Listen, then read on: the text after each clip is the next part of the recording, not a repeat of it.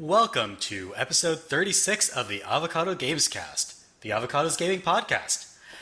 It's been a while since we last spoke to you folks, so we're going to spend some time chatting about some things that have happened over the past few weeks in gaming, and then we're going to discuss the upcoming E3 Expo in Los Angeles, aka Gamer Christmas. But before we get to that, let's introduce ourselves. I'm Merve, and joining me, he's at least 85% flesh, it's Ben. Afternoon. And also joining me, he spent the past 10 years trying to splice Dance Gavin Dance with a blobfish, it's Gooch Extension. Afternoon as well. Alright, it's nice to have AussieCast Volume 2. So I'm glad... Isn't it still morning in West Australia? Aren't you 3 hours behind? It's noon. You're I'm on... 2 hours behind. Yeah, because you're on daylight time, right? Brisbane goes on daylight time and other... No, we don't have daylight saving. Oh, no, you don't go on daylight time. Well, some Yeah, we city don't goes have on it daylight either. time, the other ones don't. It's confusing. Oh, yeah, it is. Yeah, there's like 5 time zones in Australia, and some of them are like half an hour apart. It's very confusing. And there's one that's just that one city on the east of West Australia. Like, one city has its own time zone, because fuck you. That sounds like the Australian way. Especially, like, east West Australia, it might be like... That's like right in the middle of the desert, right? Well, it's just Well, on the border of real South Australia. Pardon me? I was going to say the real Australian way would have just been going, fuck it, we don't need time zones, let's get drunk. Yeah, just like throw a clock in the garbage and just roll with it. It's beer o'clock and that's all that matters. Yeah, that's how I feel sometimes. I don't even drink, and that's how I feel. So, what have you guys been playing lately? Ben, what have you been playing? I have been playing, well, I've been wanting to play A Way Out with my wife, but I thought I'd better go back and finish Brothers first. And so I've been playing Brothers, A Tale of Two Sons, and that game's fucking awesome. That's the one where each thumbstick controls one of the brothers, right? Yeah, it's like a top-down view, and like your left thumbstick and the left trigger controls the big brother, and the right thumbstick and the right trigger controls the little brother. And you have to like control them both at once, and it is a head fuck to do, but it's really, really cool. It sounds Also- like it'd always be kind of like fumble core-ish, like where you control like the individual hands of somebody with each thumbstick or each trigger. It almost feels a bit like that. It's like that at first, but after you've been playing for half an hour, you kind of get the hang of it. But like, yeah, that game's the most I've ever like just had that thing where you're running into a wall and don't realize it because you're looking at another brother. And the one thing didn't really expect about it, because I only played like the first like probably half an hour of it before. Fuck, that game's dark. Oh, really? Like there is a bit in that game where you go up to, you're just like walking along, and then you see this dude who's standing on a stool under a tree with a noose around his neck, killing himself, and you go up and try and save him, and he kicks you away, and then kicks the stool away, and then like you're frantically trying to figure out how you can get this dude down, but you can't. He just dies, and then the Lord. brothers are just kind of like, Yeah, I've played a little demo of it, and I played maybe 15, 20 minutes, and as you said, it's very kind of difficult to adjust to at first. And I just thought it was like a little delightful puzzler. So did I. Then I got up to the fucking giant graveyard where I, like, walk into this area and it's like, oh shit, that's a sleeping giant. Then I get closer, like, no, he's full of arrows. And then, you know that bit in, like, the early demo where, like, you open a gate by, like, each brother, like, pushing against it and that kind of thing? Yeah. It's that mechanic again, except instead of pushing against a gate, you're grabbing an arrow stuck into a, like, dead giant's arm and pushing the arm out of the way so you can, like, get into this little creek which is flowing red with blood from like all these dead giants. You have to like push another arm off a cliff that happens to be holding an axe that like chops off a giant's foot so you can keep going through this creek. By the end of it, the two brothers are just like completely red in blood, and it's just like, Oh man, this wow, started to this sound is like not where I expected the game to go. yeah, this started to sound like a top-down Inside. Oh, is that? Brothers, a tale of 10,000 corpses. Yeah, pretty much. Yeah, that's what I've been playing, and it's fantastic, and you should all play it. And if you have the Xbox Games Pass, it is on that at the moment for like 4 more days. I actually Okay. have it on Steam, and I just haven't played it yet. I think somebody gifted it to me like 4 years ago now. I just never got around to playing it because I have so many video games to play. But it's definitely on my list. I'm just going down looking at my backlog. I'm like, yeah, that's something I need to play eventually. Gooch, what have you been playing? Quite a lot since I'm out of work right now. I've got about half a dozen games on the go. Probably the main one would be Agents of Mayhem at the moment. Oh, that's the one by the Saints Row people, right? Basically Saints Row, but with a different name. Yeah, I can see that. It's sort of got it's like Saints Row meets a hero shooter almost. I mean, it's a hero shooter, like, aesthetically, in terms of, the characters certainly look like heroes. But, yeah, it's definitely just Saints Row with a different hat. Okay, what team are you running though? Sorry? What team are you running in it? Like, what characters are you using? Oh, I've been kind of switching my team up every time. I'm trying to get all of my characters to level up pretty much evenly. I think right now I've Really got. enjoyed that game. It's a lot of fun. It is like, I mean, much like the later Saints Row games, it is a little kind of repetitive, but in a way that doesn't stop being enjoyable, I guess. Yeah, I found it like the core gameplay loop and everything was kind of repetitive, but the fact that you could constantly be changing your characters, have different abilities, kind of alleviated that some. Yeah. Right now, I think the characters I've got leveled up the most would be his name, Captain Hollywood or whatever he is, and Oh Rum. yeah. Oh, the arrow chick. Yeah. She's pretty awesome. I liked the roller derby chick was my favorite. Right. So I'm reading up on this right now, and apparently the game takes place in Korea. Yeah, in Seoul. Okay, that's it. Like none of the preview footage that I saw of it made it look like that at all, which is why it's a little strange. But I remember reading, watching an interview with them, and they basically said they wanted to do an open world city crime game thing, but in a city that hadn't been done to death, and they liked the almost weird futuristic vibe that Seoul had, so they went with yeah, that. because it does look. I don't know if you've ever seen like Google Street View of Seoul, but especially sort of just kind of like around the downtown core, like all the buildings look super like pristine white concrete and glass skyscrapers. So it definitely has that kind of aesthetic. It's just Yeah, especially at night when everything's lit up, it just kind of looks like, I guess, something out of like a 80s futuristic sci-fi film of sorts. yeah, it looks really neat. I definitely want to try it though. It's the kind of thing that I feel like I'd enjoy trying for like $5, but I don't know. One thing I did like about it, which I didn't actually know about it going into it, is that it's alternate universe Saints Row. Like the Saints Row characters and shit are actually in it, but it's weird alternate universe versions of them. Oh, right.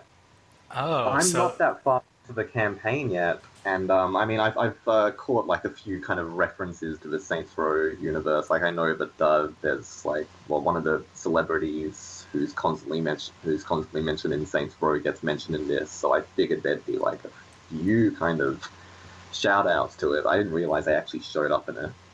Well, Kingpin, I think, is one of the characters you get who's alternate universe Pierce from Saints Row. oh wow. The Wait, Yeti, what? the gangster dude with the guns that he throws away, that's Pierce Yeah, Washington yeah. from Saints Row. Yeti, How? the big ice dude, is Oleg, the big Russian genetic experiment dude from Saints Row 3. And Johnny Gat is a DLC character. Ah, Right. okay. But Good to Johnny know. Gat in this universe is a super cop that got kicked off the force when the robot cops came in. Is What? Kinsey in it? Is who? Sorry, Kinsey? Kinsey? Is that her name? I think she's actually a DLC character. I never got all the DLC characters, but I She think was they always my favorite Saints Row character. I'm pretty sure that they had some hacker chick that was Kinsey as one of the DLC characters. Okay. Right. Good to know. Because it's basically You know how it's the whole like the fuck? I forget what the bad guy's name is. Like the evil organization. Altor? No, that's in Saints Row. I mean in Agents of Mayhem. There's like the evil bad Legion. dudes. Legion, yeah. It's basically the Saints Row universe up until Legion attacked like before Saints Row 2, and then shit went very differently for everyone. Ah, Huh. okay. Good to know. Yeah, it's almost kind of like comic bookish in the whole alternate universe kind of thing, and also in the aesthetic. Yeah, definitely. I mean, the cutscenes basically look like, 90s Saturday morning cartoons. I think I- that was even one of the trailers for it was like the 90s Saturday morning cartoon intro. Right. All right, if I can find that, I'll throw it in the link dump. I'm looking at it on Steam right now, and there are like 18 trailers for it. Well, 18, like 10 Right. trailers about. But yeah, there are a lot of trailers for this game. So as for what I've been playing, I have been playing Yakuza 6. In fact, I was just playing it No before. spoilers. Oh, I'm not spoiling anything. I'm not going to spoil I anything. only just finished Yakuza Sixth one 3, there is, so... Dan. Yeah, so I'm not going to spoil any plot details, don't worry. I mean, other than to say that it takes place in two different geographic locations, Tokyo and a small town in Hiroshima Prefecture. It's strange. It's very different from... I've played Yakuza 0 and I've played Yakuza Kiwami. And it's very different in tone. It's a lot more... or at least it starts off a lot more somber and reflective than the other two games. It takes a long time for it to get going too. Like, I spent a good, I think, 6-7 hours of this game just being like, okay, well, when are you going to get started? When are you going to get started? Oh, so you haven't actually played you've only played Zero and Kiwami? Yeah. Yeah, because I just did Yakuza 3, and that game spends like, I think 15 hours of you just like managing an orphanage in Okinawa. Yeah, I've heard that 3 has the slowest start out of all of them. The only problem with that one was like, by the time the game got started and you go to like Tokyo and you're doing all the Yakuza shit, I'm like, I don't care. My kid has asthma and I need to be back and looking after him. Oh man, this one is it sort of has a little bit of that problem, but there's more compelling reasons for you to keep sort of shuttling back and forth between Hiroshima and Tokyo. So I think like It has as far asthma as and a broken leg. yeah, both. Yeah, as far as making like the plot compelling, I think it does a much better job than Kiwami or the first Yakuza.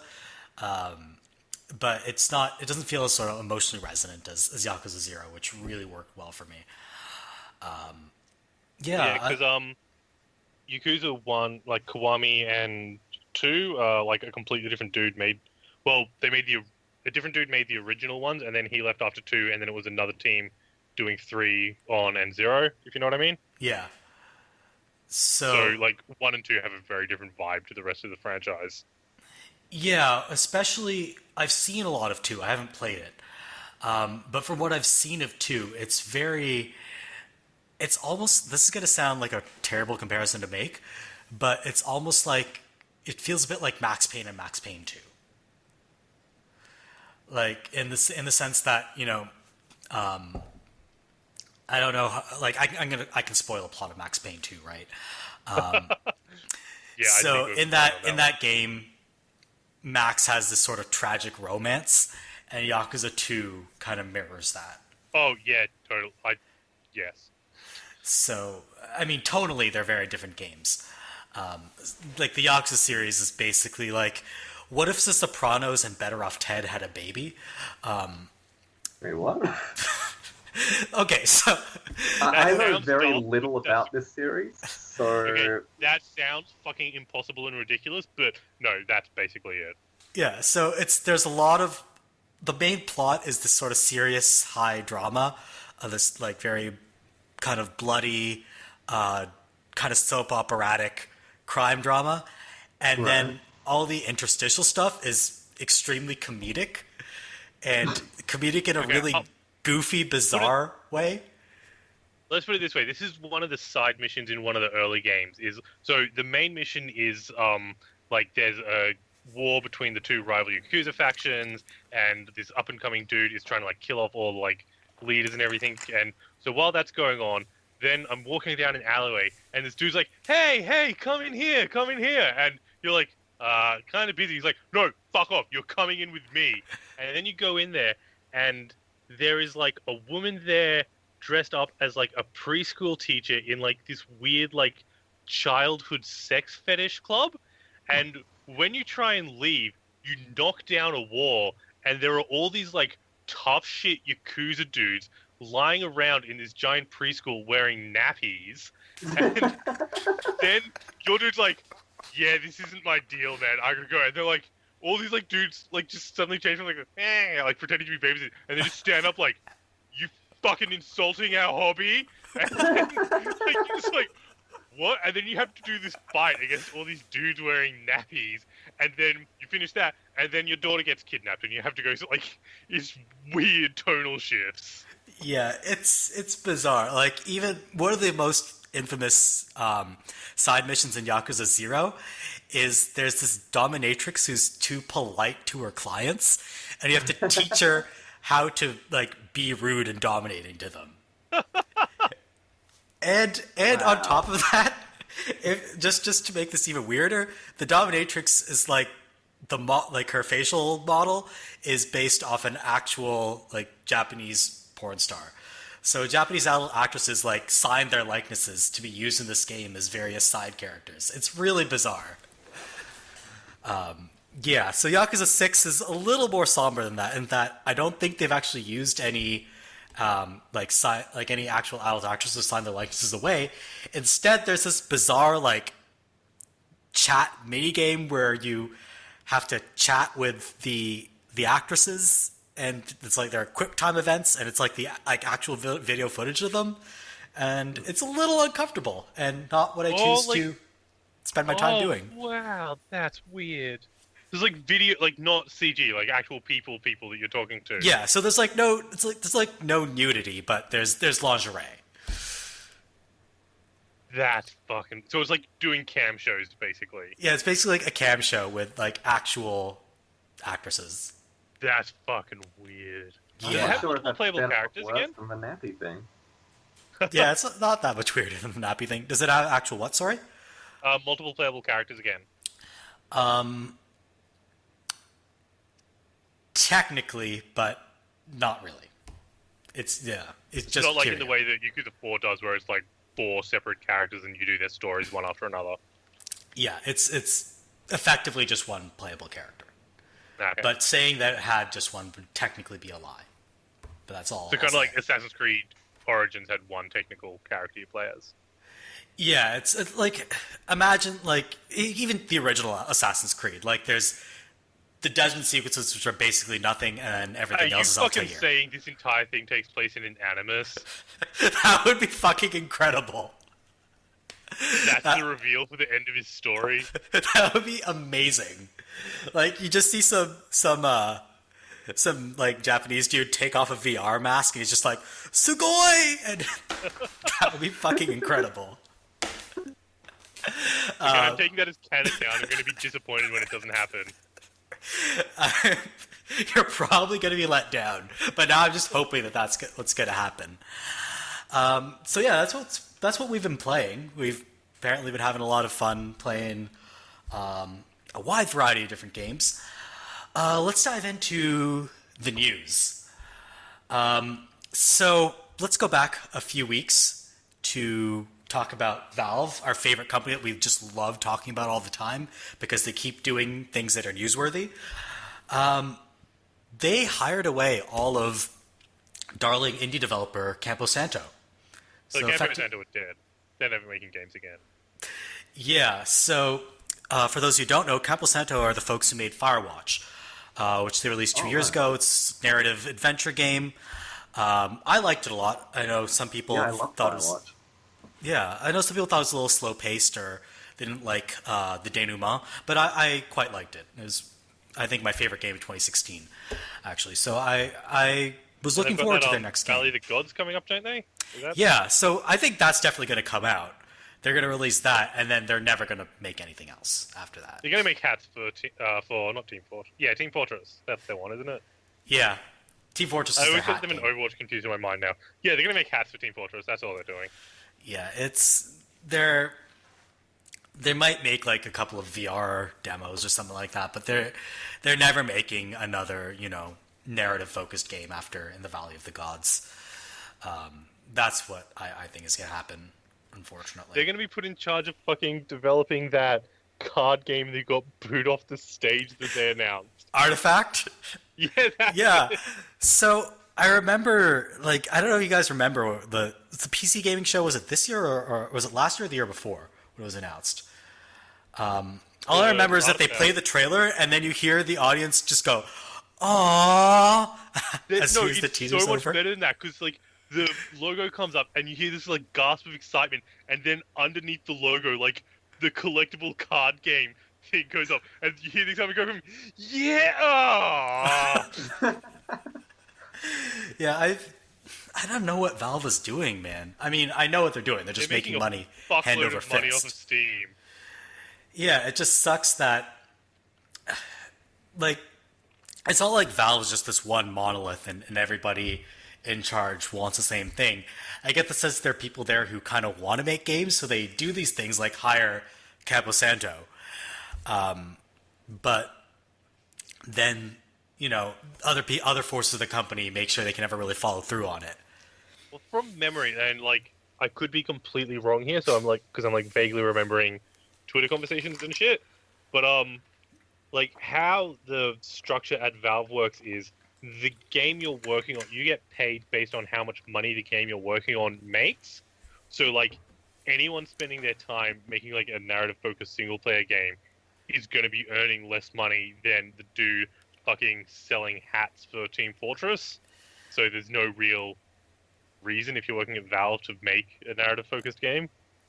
That seems like a bad way to incentivize things, and also a way not to have things like an HR department. Yeah, that's pretty bad. But they have a gym, so... Oh yeah, that's sort of the way that these West Coast companies try to get people to work for them is, we have amenities, we have childcare and a gym. Come sign your life away with us. The gym is actually just a sweatshop to make hats for. Can you imagine they're biking on their bikes and that's what powers the computers on which they make the hats? It's a gym. If you stop pedaling, you get fired. Oh god. Yeah, pretty much. Yeah, so I don't know what Valve is doing here, and I don't think this is good news for fans of narrative-focused games beyond, Campo Santo is going to release In the Valley of the Gods, but if you think people like, Sean Vanneman and Jake Rodkin are going to stick around, they're going to get the itch and they're going to leave. Well, what happened to all the people that, wrote Portal and shit? Do they still work at Valve, or did they quit? Because I can't imagine they're being very satisfied. Yeah, they all left. Eric Wolpa, he's gone. Then the guy who's working on, apparently the people working on treatments of Half-Life 3, all of them have left. So there's Oh, is that why that dude posted that fucking Google Documents dump of all the ideas we had for Half-Life 3?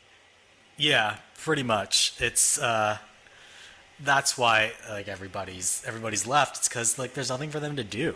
What do you do when the company you work for doesn't even really make games anymore? The company went from fucking making narrative-focused games to being a storefront, basically.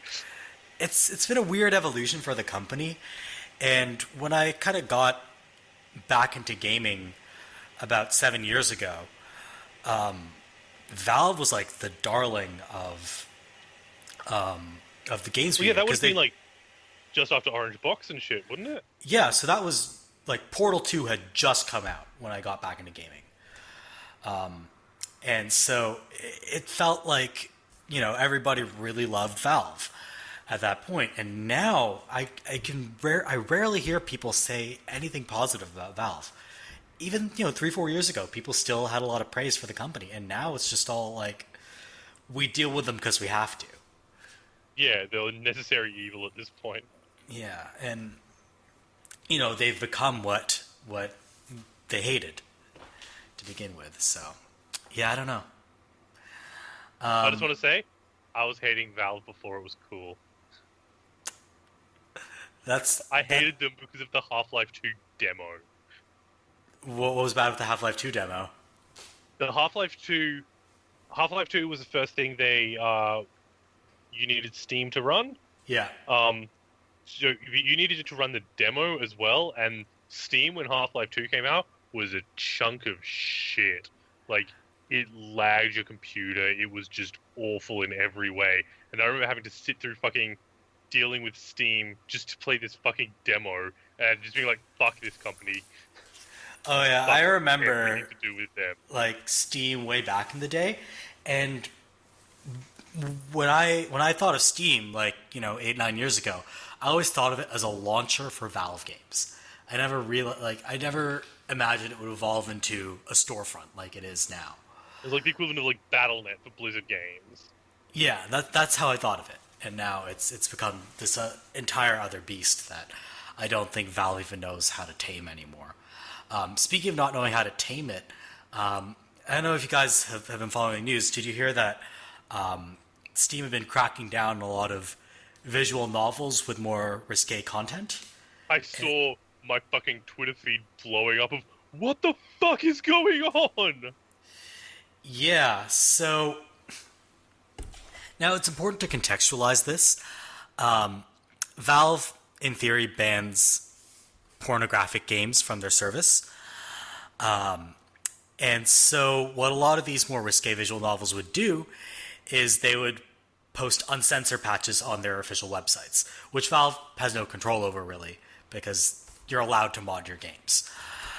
At first, they're actually putting links to the uncensored patches on their Steam pages, and Valve cracked down and said, no, you can't do this anymore.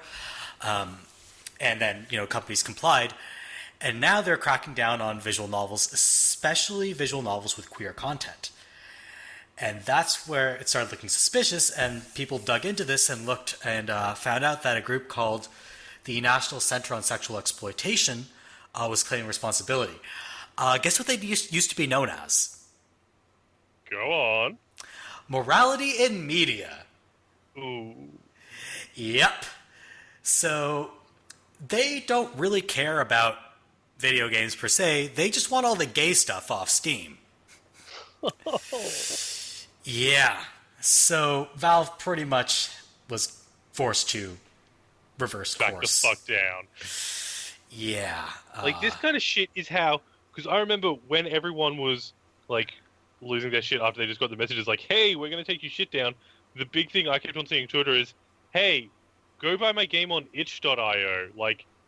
If they keep doing this shit, it's going to kill Steam? Because there are other options? Yeah, especially for smaller indie games like visual novels. You can just go buy them on itch.io or GOG. A lot of these games... Most of them sell them directly from their website. Yeah.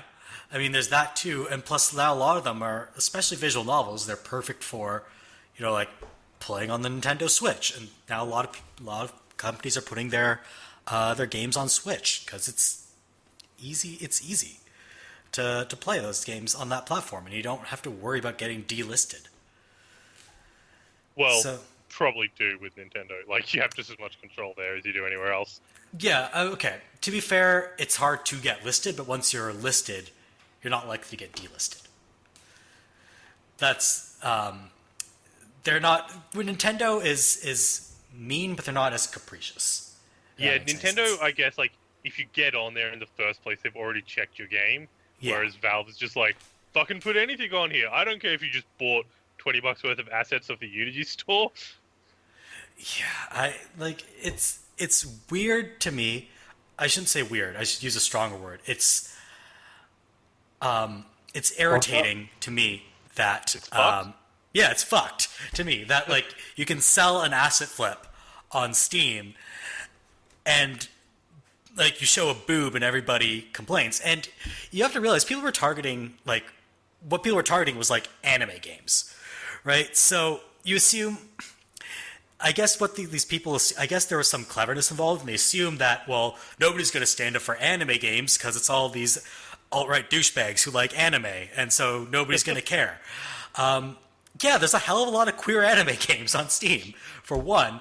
And two, people are going to recognize the hypocrisy or the inconsistency of banning all these relatively tame games and keeping like friggin' The Witcher 3 or like the GTA 4 DLC, where people just Witcher like fully 1, yeah, where which you has like earn, sex nudie cards. for every chick you fuck. Yeah, or like Conan Exiles where you hang dong. Like you can't be that inconsistent and expect that people aren't going to clue into what you're doing. So yeah, not a good look for Steam. Not a good look for morality in media. I refuse to call them the National Center on Sexual Exploitation because that sounds like something that would actually be valuable, whereas morality in media does not. He's like immediately hilarious. Yeah, you just assume it's like a bunch of Helen Lovejoys in a room all getting together. Not to mention it abbreviates to MIM. I mean, MIM. Come on. MIM. Yeah, that's not not a great look. Sounds no matter how way you too slice close it. to Quim. Quim. A lot like Vim. Dim, too. Yeah, so that's Valve's troubles. Not the only company having troubles. Cliff Blazinski's company just shut down. Well, to be fair, they're not having troubles anymore. They don't exist. Yeah. I don't know who this is. So he's Cliff the... Blazinski is a developer. He started off at Epic. He made Jazz Jackrabbit. Then he made the Unreal Tournament franchise. Then he made Gears of War. Ah, okay. So, yeah. And then he basically like retired from gaming for a little bit. He came back, made a new studio called Boss Key Media. They released Lawbreakers, which fucking flopped. tanked. And yeah. and what, Pardon me? Go ahead. and what was the fucking Battle Royale game called? Radical Heights. Radical Heights. That is like the quickest shutdown of like failure of a game I've ever seen. Yeah, my guess is that they... So when they put out Radical Heights into early access, it was in a dire state. Dire to the point that, I mean, A, it was glitchy. B, they're like, there's a notice saying, female playable characters incoming. Because they hadn't made the female models yet. So yeah, it was clearly not ready, and the reason they released it probably was to see if they could get a quick cash infusion, and it probably just backfired. I mean, when your career trajectory sees you going from, landmark franchises like Unreal and Gears of War to two games I haven't even heard of until Googling them just now. Yeah, Lawbreakers had an especially rough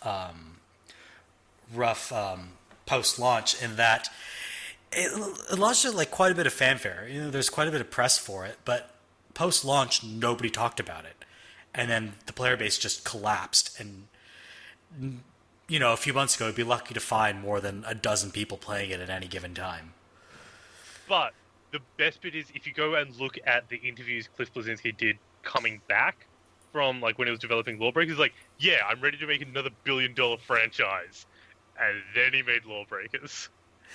Yeah, like I know it's fun to like make fun of Cliff Blazinski because he is pompous, he is arrogant, he is kind of a loudmouth, but it still sucks that all his employees are gonna lose. Oh yeah, it always out sucks when that happens, but over it's this. also just God. Radical Heights was bad though.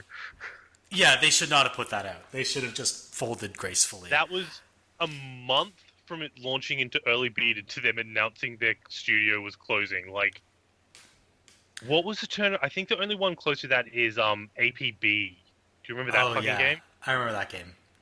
I think that might have been a bit quicker from like launch to failure, but that's the only one that even comes close. APB actually was sort of out for a while before. I thought it launched, failed, then relaunched, and That might be kind it. Maybe you're thinking of Triad Wars, where they had the beta for that, and then That United even, Front closed down. I didn't think that even came out. Yeah, they had a beta for that or something like that, and then they just had to shut down the studio after that. So yeah, that didn't last long. It sucks because I really like Sleeping Dogs, and I want the Sleeping Dogs too, but it's probably never going to happen. I remember reading on all the rejected plans for Sleeping Dogs 2, and there was some really kind of impressive, out there things in that game. It's a shame it never came to fruition. I remember reading that too, but I don't really remember what the plans were. Do you remember some of them? I think it was I doubt I'd be able to recall without reading, but I know that there were plans to kind of have like a narrative where you could effectively change the story mode. Like it was kind of was borrowing a bit from those kind of choice games, like what Telltale were doing and so forth. But it would actually these changes would carry over into the story and things like that. Yeah, that would have been great because none of these open world crime games have really done that. They're all fairly linear narratives in these fairly kind of not ludically non-linear settings. So it'd be interesting to see. Sorry, go ahead. I just double checked. So APB launched on 29th of June in 2010, and the company went into shutdown in August 2010. Oh wow! So a month and a half it was out. Yeah, and okay, so it's confusing because it relaunched later, and that's then it relaunched and is done. Kind of, it exists still, I think. Yeah, it's some free to play game that's probably no longer making any money. Yeah. So, any other news stories you guys want to talk about before we move on to speculating about E3? I did just want to say, I'm pretty excited for The Good Life. That made it. Hooray. Oh, yeah. So, The Good Life was Swery's new game, which first had a failed Fig fundraiser, and then it went on to have a successful Kickstarter. I know of a game that previously had a failed Kickstarter and went on to have a successful Fig. That was the Consortium sequel, but never seen the other way around. So, good on Swery and White Owls and all those folks. Personally, I mean, I ended up backing it. Personally, I think I'm just going to end up disliking the game, but I think the games industry is richer for having Swery making games in it. So that's why always depresses me when you see someone like Swery is struggling to get money to make the games he wants to make, and then fucking David Cage getting millions of dollars to make fucking Detroit totally not about racism, the robot races riot games. Yeah, I feel like I'd respect David Cage a lot more if he weren't so mealy-mouthed about it. If he just came out and said, yeah, this is a game about race, maybe we got it right, maybe we got it wrong, I don't know, deal with it. I'd respect that a lot more than the sort of, well, draw whatever conclusions you want about this, la-di-da-di-da. It's cowardly. Although it does suck now, I guess we're definitely never getting the end of D4, which is probably my favorite Xbox One game. Yeah, I've heard. I think I actually have that for PC. I just never ended up playing it. Yeah, I have D4 Dark Dreams Don't Die in my Steam library. Again, things that people gift me that I never got around to playing. If you're okay with having a game that's really fun and you're never going to find out what the fuck happened in it, then give it a shot. I've got it on Xbox One. I haven't played it yet. I've got a huge backlog of games that I'm probably never going to get through. I might would say the same to you, but yeah, it's not getting an ending, and it leaves desperately in need of an ending. Right. I mean, is it still worth playing though? I would say yes. As long as you don't there's enough cool shit going on in the game that it's fun to play, but it's just really sad that it's not getting an ending, basically. So go in with the same mindset as when you start a TV show that's been cancelled. Yeah, pretty much. Right. Okay. So I think I can live with that. Is it similar in tone to Deadly Premonition? It doesn't have that same kind of weird, bad, it's good tone that Deadly Premonition has. Yeah. how there's like just Deadly Premonition is fucked, and that's what kind of makes it so good. It's super weird though, but it's really hard to describe. I love Swery's games, but they're impossible to like describe well. What has he made aside from Deadly It's Premonition? just that Deadly Premonition and that. Those are the only two things he's done. Okay. Yeah, I feel like you should have maybe it's like slightly more of a higher profile. I don't know. Because Deadly Premonition was like it's become a cult sort of hit. Unfortunately, it wouldn't run on my old computer, and I haven't tried running it on my new one. So I've never been able to beat it. Both his games, most of the flaws with them were created by like other people not letting him make the game he wanted to make. So like the shooting in Deadly Premonition sucks, but he didn't want there to be any shooting in it. That was like kind of forced on him. Yeah, it doesn't feel like it should be a like what did he want it to be? Just like a pure investigation game, a la LA Yeah, Noire? pure like investigation kind of like adventure game, but they're like, no, it needs to be like a survival horror shooter. So he put that in, and those bits are the worst bits of the game. You just want to fucking walk around doing your investigation stuff. That's one of the bits where the game where the game would always crash, and I could not find a way around that crash, so I had to give up on the game. Yeah, that's unfortunate because the PC port for that game is just utter garbage, so I'll never be able to complete it. But I'm at this point, I'm used to dealing with garbage PC ports. Like I just beat Assassin's Creed Brotherhood the other day, and the final boss fight just wouldn't trigger. And it took me a whole bunch of fiddling with like VSync settings and like rebooting my computer and like running various things in admin mode until I was able to get it to not skip the boss fight. I don't remember the boss fight for that one. I remember like a lot of That's kind of killing the annoying Pope. platformer stuff at the end. Oh, that's in Brotherhood? I thought that was number 2. That's 2. In Oh no, Brotherhood is the it's young... a sword fight with Cesare. Yeah, and Oh, like right, a big right. fucking wall or something. Yeah, so basically what happens in Brotherhood is the plot ends, and then inexplicably the ending is undone, and then there's a boss fight. Pretty much. Yeah, so that's Brotherhood for you. It's a strange way to end a game, but you know, they did what they could with it. So yeah, that's another PC port that's kind of bad. So like I'm used to dealing with bad PC ports. It's disappointing that I'll never be able to finish Deadly Premonition. Don't you have a Sony 3? I do have a PS3, but I'm not going to rebuy the game. Actually, this was gifted to me, so it'd be just buying the game. You could probably find it for like $5 in a throw-out bin somewhere. Yeah, I just don't feel like driving all over LA in a vain attempt to find Deadly Premonition. Because, like, the thing about the LA game stores is that for some reason they sell out of stock super quickly. Like, I lived in, like, New York, and, you know, games would stay in stock, like, forever there. But in LA, it just seems like everybody's obsessed with video games, and, like, they never have anything in stock. So that is my curse, and why I end up buying most video games off Amazon. Anyway, I get so much sympathy from 2 Australians. yeah, I know. Like, you guys have it way worse in terms of, like, Amazon deliveries and stuff like that. Have you ever actually bought anything off Amazon, Gooch?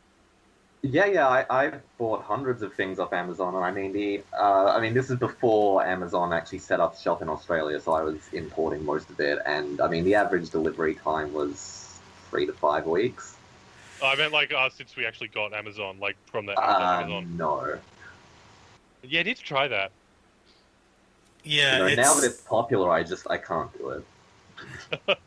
You're like a delivery hipster? I just haven't had the money, to be honest. Yeah, no, that's fair. Like, if you want to buy video games, like, nowadays, you can even go digital.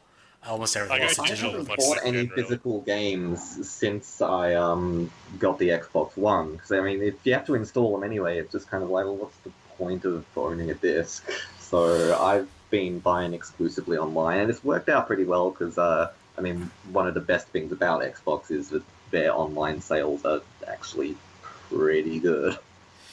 Like Yeah. even since I got the fucking Xbox Games Pass, I haven't even really felt the need to buy games because you just get so many fucking games for $10 a month.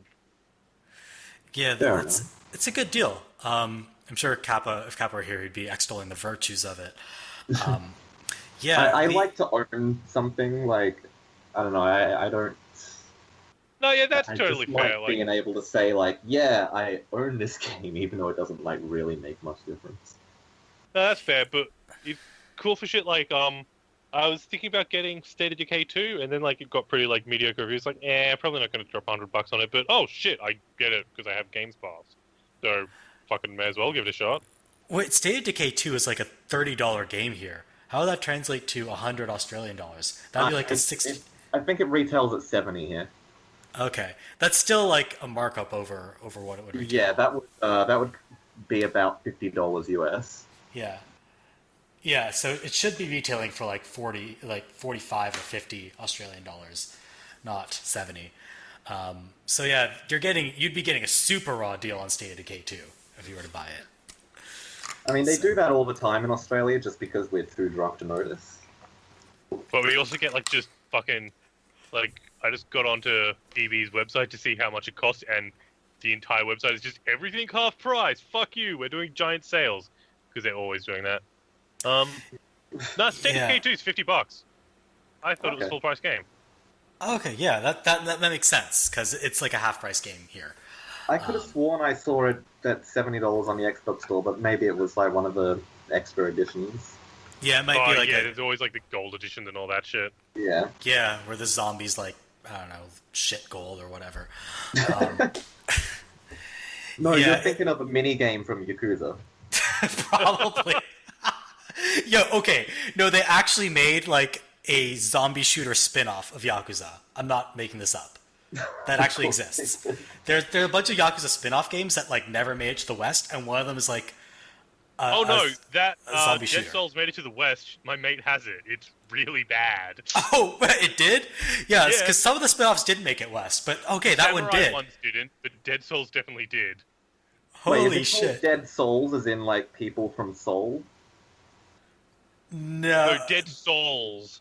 Oh, right. like that pun actually would work though, because there is a whole thing about the Korean mafia in the Yakuza series, but that's spoiling it. Anyway, yeah. So there's like a Yakuza zombie shooter. The best shit about the zombie shooter though is oh, you wouldn't have seen it. There's a dude from Yakuza 2. I think his name's like Goro or something, who is just fucking alive again in this one, and he has like a machine gun arm like Barrett from Final Fantasy VII because. Fuck you, I guess. Man, Yakuza games are a whole special brand of really fucking weird. I don't know why I should be that weirded out by it, given that I've played, Red Dead Redemption's version of that. Oh yeah, Red Dead Redemption did have like a zombie or undead mode. Dead Nightmare. Yeah, I mean lots of games. I liked it a lot, but I had to uninstall an update that kept automatically installing whenever I put it on because it basically caused my character's head to disappear like half an hour into playing. What? You don't need a head. It wasn't maybe that was affecting the gameplay at all. It was it's just undead. like your head's gone. Yeah, that seems like a glitch. Yeah, lots of games have zombie modes. Like, of course, there's Call of Duty. Sleeping Dogs had zombie DLC. Well, not exactly. They had It had like the jumping vampires. Changshi DLC. It was like Chinese hopping zombie vampires, basically. Fucking the chick from Darkstalkers. Yeah. So that was fun, but it was really weird, and the vampires would like hop, and it was funny. Yeah, so that's kind of what's been happening in the world of gaming news. You guys want to talk about E3 now? Yeah. I haven't seen the first two Eves, so I'm a little out of the loop here. That's all right. E1 was just like one guy masturbating in a theater in LA, and then E2 had that really awesome fight scene though. yeah, I just wish they weren't like. I wish they weren't just like swinging their dicks around for that, and they'd put on some underwear. But Dick swinging was the best bit. It's like that fucking Eastern Promises bit. If they weren't naked, it wouldn't have the same impact. yeah, naked fight scenes are always really bizarre. Like, Fucking I'm gonna bringing it back. The Yakuza Samurai game. Have you seen the naked fight from that? no, I didn't know there was a naked fight in the Yakuza Samurai game. You know how there's the Yakuza Samurai spin-off games? Yes. There is one where the same dude that has the machine gun arm in the Dead Cells one, you fight him in like a sauna in like the Samurai game, but like you're doing like bear hug suplexes like dick to dick and completely naked. And as you walk around, there's just like this like magical cloud of smoke hovering over your dick. I will say the Yakuza games, at least, usually when you would otherwise be naked, they put you in a towel. I will say that about the mainline Yakuza games. They're good at covering nudity. But, yeah. The Yakuza spin-offs, I guess anything goes. The naked fight scene I saw recently was in the Netflix series Altered Carbon, which is not very good, but it had a naked fight scene, so make it out what you will. Pardon me? I liked it. Yeah, let me put it this way. I did not dislike it, and I'm not sad to have seen it, but I thought it ended up not delivering on sort of its thematic depth. But that's like a whole other story. Yeah. I'm going to link you to the fucking fight from Yakuza so you can put it in the link dump. All right, do that, and we'll put it in there, and let's talk about E3. So instead of just like going conference by conference for this, we're just going to sort of talk in generalities about the conference. So I'm going to be honest, I haven't followed the pre-E3 news buzz that much. And this is going to be the first year in a long time that I'm going to actually have to miss watching the conferences because I'm going to be traveling. So the big irony is that the year I moved to LA is the year I can't actually watch E3 because I'll be out of town. But I still think I'm going to follow sort of the news afterwards. And I just want to ask you guys, what do you think you will end up seeing at E3 this year? Fuck, I really should have had an answer for this. Yeah, so, I mean, there are a lot of things that I think we will end up seeing. Like, we're going to see a new Madden, we're going to see a new FIFA, we're going to see all that shit, obviously. Yeah, I think EA is going to have their sports showcase, and we're all going to, whine and cry during it, as we always do. They'll wheel out some fucking, 70-year-old soccer player, and we'll be supposed to care, and we won't. They should bring back Alex Hunter, because that was amazing. And I'm sad he didn't become more of a meme. Okay, what I reckon... Sorry, go ahead, Gooch. I was just gonna say I don't really follow E3 very closely. I mean, generally, once E3 is finished, I'll go and read some recaps, see if there's anything interesting coming out. But I mean, I don't really care about watching the actual conferences or anything like that. Yeah, so think of this sort of as like a blanket question. So not just at the conferences, but just on the show floor and in general, what do you think is going to come out of E3? Because not every... Sorry? Games, definitely games. Games. Yeah. I reckon you're right. I reckon there won't be any. Nailed it! I reckon we're going to see fucking... I reckon Microsoft is going to take advantage of some of their fucking Rare IPs, but not having Rare develop them, if you know what I mean? Kind of like Killer Instinct. Yeah, they you know what they should put out is another Perfect Dark. They could get a lot of goodwill putting out Perfect Dark 3 or whatever. I think there would be a lot of hesitation after fucking Perfect Dark 0. Yeah, I know that game wasn't great. But do you know or do you know? Did you play that game? I did not play that game because I never owned an Xbox. It wasn't this game isn't great. That game's fucking awful. That's really bad. Amazing texture work, though. Well, I mean, that's not one bad entry in a franchise hasn't killed every franchise. I mean, it sort of killed Mass Effect, but it's not. It doesn't kill every franchise. It didn't kill Dragon Age, so it's doable. They could come back with it. There's a fucking Mariner Trench worth of difference between the quality of Dragon Age 2 and Perfect Dark Zero, though. Yeah. Perfect Dark Zero is, like, more in the conversation with, like, Superman 64 quality. So when they Like- called it Perfect Dark Zero, they were anticipating, the score it would be getting out of 10. Pretty much. Okay. Like, I don't know. Maybe the original Perfect Dark IP has some goodwill banked. I would hope so. But that's because I kind of grew up on like the original Perfect Dark. I mean, I So I think fought that my if race. they announced something and they actually had, an announcement trailer that was impressive enough, they could probably, build up a lot Yeah, of I think publicity that way. if they announced it and showed gameplay, they could probably save it. If they announced it with, like, just a pre-rendered trailer or something, there would be way too much, like, What I would love to see them do, though, is fucking bring back Blast Corps on, like, modern console hardware. So what exactly was Blast Corps? Blast Corps was, there was a truck with a nuke on it. It was driving straight, and no one could get in the truck because it's a dumb storyline. So instead of letting the truck hit something and set off the nuke, you had to destroy every building in its way. And, like, Video games are so dumb. you were like this little dude running around in a top-down view, and you would, like, get, like, giant semi-trailers and, like, robots and, like, little motorbikes with missiles on them, and you just have to, like, wipe out every building. So this, like, truck has a clear... It's gonna go up and kill the driver. What are we gonna do? Do you know how that game ends? After you beat, like, 100 levels, the truck runs into a cliff.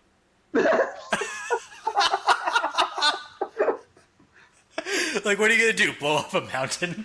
Yeah, like, it's the dumb... And then you go to the moon, because fucking why not? But, like, it's the dumbest game. But, like, just that core concept of, like, having to destroy all the buildings with, like, a console that isn't just, like, the buildings are cubes that disappear when they just get destroyed, that would be really cool. And that game is fun as fuck. I would love to see that. I don't think we're gonna see that, but I would love to. The other IP they could bring back is potentially Conquer, but I don't think there's much love for him. I think they'd do way better to bring back Banjo-Kazooie than they would to do Conquer. And Oh, fuck for sure. you, Nuts and Bolts is good. Never played it, so can't say. But I played a demo and I couldn't get into it, but I didn't think it was bad. It just wasn't my Like, thing. it's super different to the other Banjo-Kazooie games, but I had a blast with that game. yeah, so it's like kart racing mixed with platforming, something like that. Not even remotely like that. It is, like...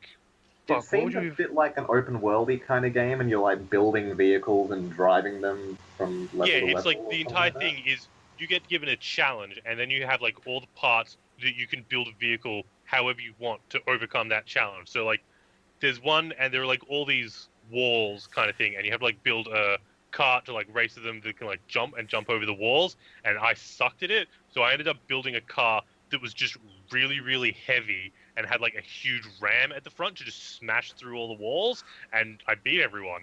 And it's like... You could have had just lots called of, it like, Blast Corps. yeah, pretty much. Like, it has lots of that, like, it has an objective and then, like, the obvious way you're supposed to solve the objective, but it had, like, tons of room for just, like, thinking outside the box with how you can build your vehicle to do what it wants you to. Okay. So it's like a Banjo-Kazooie immersive sim. It's very hard to describe. It's kind of like the closest thing I could describe it to. Did you ever play the old, like, Windows 95 game, The Incredible Machine? Yes, I think actually probably the better point of comparison is Super Solver's Gizmos and Gadgets, that old edutainment game. I have no idea what that is, so I'm going to say So- you're completely wrong and it's nothing like it. It was a game where you would solve science puzzles to get parts to build cars to race. Okay, And what do you I'm say all it's going called? with, like, Super Solver's, I want to say Gizmos and Gadgets. See, that's proof right there that you're making this up. There's no game called that. yeah, that's No one would call the game that's that. a lie. I'm looking. No, I was Yo, wondering- it fucking exists. I'm looking it up right now. Super Solver's Gizmos and Gadgets. That's exactly what it is. Like, Look, the it's puzzle very solving aspect impressive how quickly you can put together a fake Wikipedia page. Yeah, and like fake like 40 Google search results. fake screenshots. Yeah. No, I remember playing this game like a couple of times on like computer lab computers in not in high school, like in Holy elementary shit! I school. remember this game. Yes. It Right, now you've sucked. gotten Spanish on. It wasn't great. Then they made the logic puzzle sequel, Mission Think. That was quite a bit better. No, see, I was going like the Incredible Machine. I was more thinking like how you have the parts and you have a goal, and then like how you put it together, you can solve it any way you want, kind of thing. Yeah. That's the same kind of vibe I got off playing Nuts and Bolts. Anyway, I think it's a cool game, and I reckon they should bring Banjo-Kazooie back because I love them. There's a chance they will, but I don't know how occupied Rare is these days with Sea of Thieves, unless they're going to put it off onto another studio. Oh no, I mean, they're it'd be a good like- time to bring it back. I mean, you're coming kind of hot off the heels of the Crash Bandicoot reboot. You've got the upcoming Spyro reboot. I mean, 3D platformers are kind of coming back into style again. they just had fucking Super Lucky Fox, which was all right. Don't pay money. Yeah, for it. I didn't mind it. It was fine. Yeah, it's fine. That's the best way to put it. Like yeah, I reckon they could do something cool with it. Definitely won't be Rare. The Sea of Thieves, they just like announced like their like year-long plan of updates for it, so I don't think they're making anything else. They're going to take their time with it for sure. So yeah, like I think we'll see possibly something from Rare, but Microsoft or possibly some Rare IP, but Microsoft hasn't been terribly good at deploying their IPs this generation. So I think that's being generous. Just They've because been it's shitty. not rare doesn't mean it's going to be well done. yeah. I'll Womp show womp. myself out. Yeah, it's they've definitely not done well at securing exclusives. Like Crackdown 3 still isn't out yet. Scalebound got cancelled. The card game got cancelled. What was that one Not called? the card game. Phantom Dust or something? I think so. You know the one I mean? I think I know what you're talking about. See, this is bad. I don't even know what you're talking about. Yeah, Phantom Dust. It was an Xbox original like card RPG, and they announced a sequel to it that had a pre-rendered trailer that then disappeared. It got cancelled, and there was like leaked footage of the one they had. The Fable Legends got cancelled. Yeah, I want them to do a new Fable. Yeah. Oh yeah, Project Spark. That also got canned, right? That came out, and I played it for a bit, and it's actually really cool. And then got like shut down, basically. Yeah. But they really have not done well this gen. Yeah, at getting out Lionhead exclusives. I want to see what Lionhead do without fucking Peter Molyneux promising the world and then not delivering. Like, I think they could do something cool without him fucking tainting it. Yeah, I think they could make a. There's space, I think, for a good, meaty fantasy RPG. Since Elder Scrolls 6 is reportedly years and years away. So. Oh, I don't believe Elder Scrolls 6 exists. I think it's just going to be Skyrim till the end of time. Yeah, they're gonna milk that IP because I don't know. People for some reason love that game, and it just leaves me cold. No pun intended. So It was yeah, every pun intended. Don't lie. I swear I did not intend that one until it came out of my mouth. This podcast is no place for puns, though. Yeah. Fuck Never make you, fun. you piece of shit. Oh, I'm glad I didn't hear that. Yeah, so I don't know what they're gonna do with it, but I think that I'm just trying the to think, Fable license is ripe for being exploited. They should exploit it. What Microsoft have announced at the moment, there's just Crackdown, isn't there? They don't actually have anything else officially. Like, we all know a Halo and a new Gears are coming, but do they actually have Probably- anything else announced? Maybe a new Forza? I don't know. I'm not really a racing game person. But yeah, it's just Crackdown. And my understanding of Crackdown was the reason it's taking so long to develop is that they kind of had to rework it from the ground up. The rumor is that it was apparently going to use It was going to use the Microsoft's always cloud online computing system, capability. and then they had to cut that when everyone lost its shit, so they had to redesign the game completely. Yeah, so that's why it's been taking so long, reportedly. But I don't think that's ever been confirmed. So I'm still excited for that because Crackdown 1 is an amazing game. I'm looking up Microsoft's upcoming games, and I mean, yeah, there's not a whole lot. I mean, there's the sequel to Ori and the Blind Forest. Or the Will of the Wisps. Yeah. Yeah. That's going to Fuck be yeah. awesome. I'm down for that game. Ori was so fucking good. Frustratingly difficult at times, but I enjoyed it. Yeah, so, like, Microsoft's looking fairly thin. I don't know what else they're going to put out. I reckon the fact that they're looking so thin at the moment is why they're probably the most I'm excited for their conference, because they have, like, the most to show, I guess, like, the most to prove. And, yeah, they have the least to lose. Yeah. So they can just go for broke. It's time for them to, like, come out swinging, it'll be now, and they have, like, infinite money to put behind anything they want, basically. Yeah, I want them to take more risks like they tried to do with Scalebound, and apparently things just fell apart. I do want to see them swing for the fences. I don't think they're going to try any more collaborations with Japanese developers, because I think they've just given up on that market, and with good reason, because nobody there wants to buy an Xbox.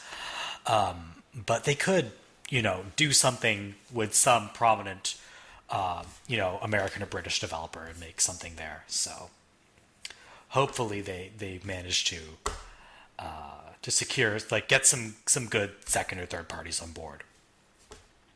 Oh, shit. Speaking of EA, though, they will be showing Anthem, won't they? Yeah, that's not that something... game exists. I forgot that. Yeah, that's coming in 2019, I think. Yeah, it's not a game I'm super excited for, which is bizarre. That game's going to kill BioWare. No matter how it does, that game's going to kill BioWare. Because there are two options with that game. Either it fails, and it's awful, and EA will kill BioWare after 2 fails in a row, or it becomes a huge, massive success, and BioWare become the Anthem company, and they don't get to make anything else ever again. Like, those are the two options. BioWare's dead. Yeah, I'm not super stoked about what's going to happen with BioWare. So I don't think that sort of apocalyptic scenario is going to happen in case it's a success, because they do have an internal Dragon Age team. Dragon Age 4 is going to get made regardless, because the IP is too valuable, and Dragon Age Inquisition made them a lot of money.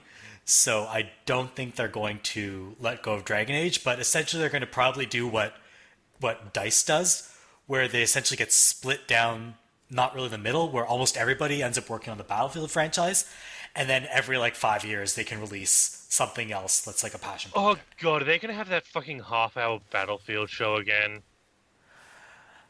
Probably. This time with Battlefield 5.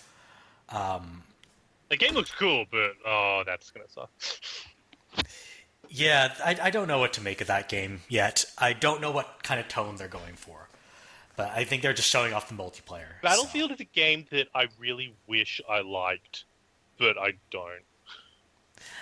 So I've only played Bad Company 2, and I really enjoy it because it doesn't take itself seriously. I really like the Bad Company ones, I have to admit, but the mainline ones, they're just because I just don't like that style of multiplayer shooter with Battlefield and Call of Duty where you die before you realize you're being shot. It just always doesn't feel fun. Yeah, I like games where you have to win some sort of war of attrition. I'm not a Twitch shooter person. I love shooters, but I don't know, Battlefield and Call of Duty and all that, they just don't really appeal to me at all, because it's just I like the shooters that actually do something kind of fun and interesting with the genre. And yeah, I guess Titanfall. war simulation is just Yeah. See, that's why I really like Titanfall 2. Enjoyable to me. Fuck, I hope they announce a Titanfall 3. Titanfall 2 is so fucking good. I fucking love Titanfall 2. Yeah, I hope we see it. I don't think we're going to. I hope they go here's Titanfall 3, and there's no multiplayer anymore, and it's just a 20-hour single-player game. Because I don't really care about the multiplayer, but that single-player campaign was incredible. It was really good. Part of the reason it was such a great campaign is because of its length. I mean, it was kind of the perfect length for a campaign where every part of it was exciting, and I don't know, every little section of it had its own unique individual thing going on. and then it ended before you got sick of it. Fair, that's fair. My ideal thing for a Titanfall campaign, like after Titanfall 2, would be to make it like a Metroidvania game where you get all those abilities and you just keep adding to them and adding to them. So by the end of it, you're doing like the time jump combined with like the turning on the engines, combined like all those different mechanics combine into like So, single puzzle strings, if you know what I mean, so it Yes, fair effectively enough. becomes like a 3D Guacamelee. or like Almost. Metroid Prime kind of thing. Yeah. I think I could dig that. We'll see. I hope they eventually make it. I don't think we'll see it this E3. The other thing I think would be awesome for Titanfall 3 is I reckon those games with a battle royale mode would be incredible. Battle Royale Titanfall? I don't know how that would work though. Like, just think, like the more, like the closer you get into the middle, the like you have the Titan on a timer. So you start off and you just like the little dudes running around. You get like all your parkour shit and everything, and then like as you get to the closer, you start seeing more Titans coming down, and it would be cool. But fingers crossed. Yeah, we'll see. Getting back to things that we think we actually will see, I reckon Okay. we're actually going to see some. We're probably going to see some gameplay footage for a bunch of games, like obviously your Call of Duties, your Battlefields. I think Sony's going to surprise us and show us some Ghost of Tsushima gameplay footage, which I really want to see. Oh fuck, that exists, doesn't it? That's that Yeah. Samurai 1 by Sucker Punch, isn't it? Yeah, it's the game Sucker Punch is making. I think they're going to show it off, and they should, because the whole concept really intrigues me. I don't know anything about it other than that like pre-rendered trailer. Yeah, so the rumor, or maybe actual news been reported, it's going to be sort of this. It sounds almost like Red Dead, but in Japan. Oh yeah, that could work. Yeah, I would really dig that. Basically, the thing they need to nail with that is the sword combat, and if they do that, the game will be good. Yeah, and I think they can, but we'll see. Then we're probably going to finally figure out what Death Stranding is about. Maybe we'll see I something. doubt it. We're not going to know what it's about, but we're going to see some gameplay footage. We'll finally know what genre of game it is. I'm not convinced. Like this podcast is not part of the next Death Stranding trailer. Like I don't even know at this point. Yeah, I mean, it's possible that Kojima's like sitting right next to me right now, paying me to say these things. And there's no way you could ever confirm this because I don't have my webcam plugged in right now. But yeah, it's going to be bizarre, whatever it is. One game And- I do want to see the gameplay for, which I hope they're going to show, is I think it's going to be Tenchu, the one that FromSoft were teasing. Yeah, so is that going to be like Dark Souls-ish, or what's that going to be like? Well, did you ever play the other Tenchu games? No. They're like stealth ninja assassin games, like kind of like fuck, how to Thief? put it? Like a Metal Gear Solid kind of like stealth game where like you have to go through an area and target a dude, but you have like all ninja shit. And Okay. so I don't know if they would continue doing that or if they would make it more Dark Soulsy or whatever. But that's what I think that game is going to be, just based on like little hints from that like 5 seconds they showed. But yeah, I want to see what that game is, and I want to see what they're doing with it. Yeah, hopefully we'll see some footage of that, and I think that's something that's entirely plausible since it's already been announced. I'm also thinking we're going to see maybe Nintendo's going to be nice and show us some Metroid Prime 4 footage, maybe some Fire Emblem footage, almost definitely some Super Smash Bros. Footage. So Is there any Those- Fire Emblem? I didn't know about that. they've announced that there's one in development, but they haven't said anything more about it or shown any footage. So we know it exists, but yeah. we don't have a name or anything. It's kind of in the same status as the new Pokemon. We know it exists, but we don't know anything else about it. What do you reckon the chances on seeing Cyberpunk 2077 gameplay are, or anything for it? I'd put it at not totally implausible, but maybe around 30%. Yeah. 'Cause That's what I'd say. how long ago did they drop the last DLC for Witcher? Like 2 years now, is it? Yeah, it's been a while, but Cyberpunk 2077 was announced a long time ago. Oh, also they've been busy making fucking Gwent, haven't they? Yeah, every developer eventually needs to make a card game, so... Okay. what do you reckon the chances on us seeing Deep Down are? Pretty much zero. I think that game's in development hell, and I think it's never going to come out. They keep re-upping the fucking trademark on it. I mean, like, Rockstar did that with Agent and Whore of the Orient, and those games never amounted to anything. So yeah, I would love to see Rockstar do something that is a new IP. And I really liked the ideas that they were putting forward for Agent and the extremely unfortunately named Whore of the Orient. But yeah, those games are never going to come out now. So I still yeah, think Deep Down. any games that you think are going to be announced? Well, I already said I reckon there's going to be something from Rare's IP announced. I reckon either we'll get an announcement of Watch Dogs 3 or the next Assassin's Creed. That's one of those two seems like a surefire bet. Yeah, I would say probably Watch Dogs 3, because it seems like Assassin's Creed is on a 2-year cycle now. I really hope it is, because they did good with Assassin's Creed Origin. And I don't think they need to go back to yearly, even though I love that franchise. Yeah, it feels like Assassin's Creed will never be a franchise that really grabs me, but I think they'll do much, much better work based on what I've seen. And they can reinvent things more easily when they have time to think about it, rather than churning out a yearly release. Yeah, and it also when you means go they the have... year by... Sorry, go on. No, you go. No, sir, you go. No, please, you, sir. Fuck it, I'll go. I forgot what I was going to say now, though. You fuckers. Yeah, what I was going to say about Assassin's Creed is that... oh, shut up, I remembered. Fuck you.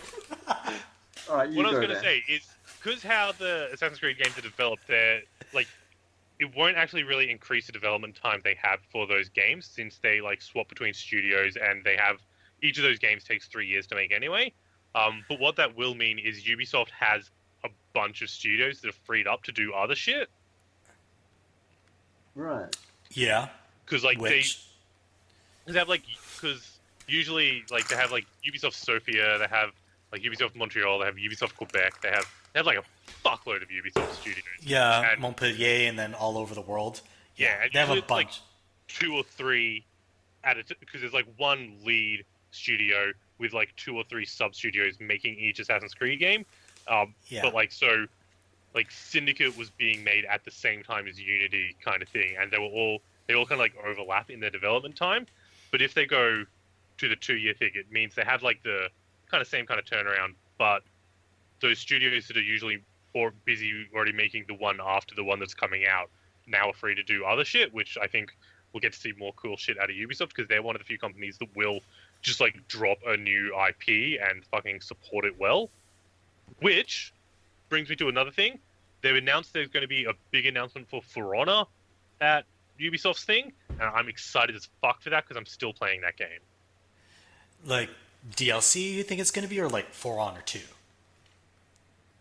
They're still supporting For Honor a lot, so I think and they've also said that they've confirmed there are going to be more characters coming out this year, but they haven't said much more on that. What I think it's going to be is, because that game's divided into 3 factions, the Knights, the Vikings, and the Samurais, I reckon they're going to announce a 4th faction, and a whole bunch of new characters to go with that, or at least that's what I hope it is.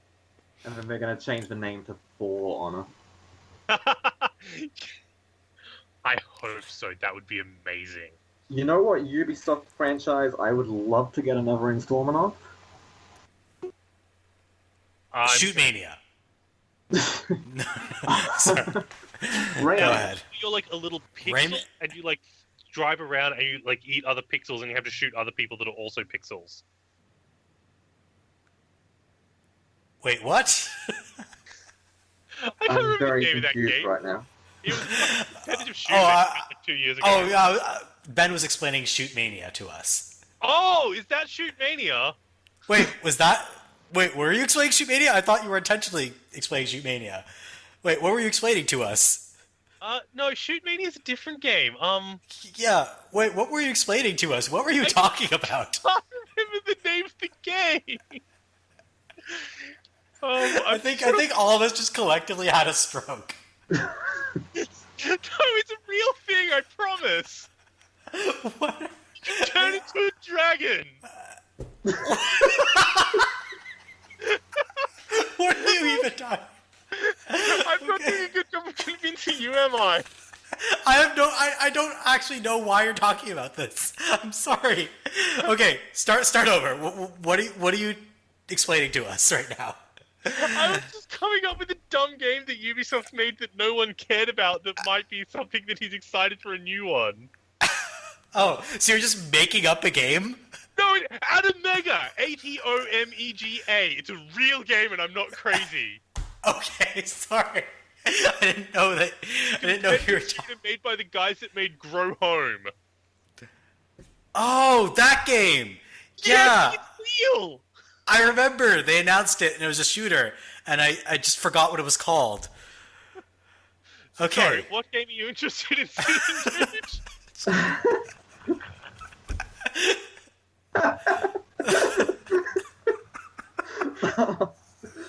I was going to say Rayman, but now I just think you should be put in charge of all the games and just, make some shit up and...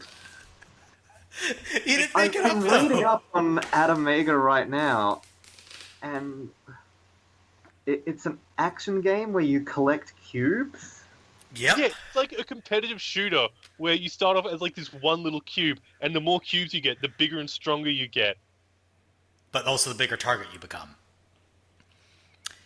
Oh, so it's a bit like that Nintendo Switch shooter that was announced, Morphe's Law. That game looks awesome. Yes, similar to that.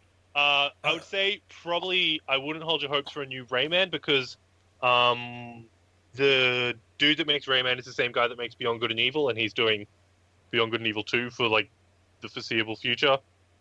So I don't like your chances there. Sorry. I mean, they could probably farm it out though. Like if they own the IP, Michel Ancel doesn't Have they need to ever be. put out a Rayman game without him involved? Probably not. Who knows? I would love. I know there's no fucking chance of it happening, but I would love a new proper Prince of Persia. Yeah, they're never making another Prince of Persia. I'm almost certain. Like Ass Creed fills that niche for them. Oh, fuck me. Rayman 4 has been announced. Wait, what? I didn't even hear about this. I don't know. I was just what? looking up the list of games that Michael Ansel has made, and Rayman 4 TBA. Holy Okay. shit. Well, I guess the TBA means like in 5 years. I don't think we're going to see one for a If it's while. Rayman 4, does that mean they're going back to the 3D ones? I have no idea. He announced it on Twitter. So Right. I mean, Michel Ancel says a lot of things on Twitter, so who What the knows? fuck happened to that wild game he was making? I don't know. We can look that up right now. It was Wild. like you could turn into animals or some shit.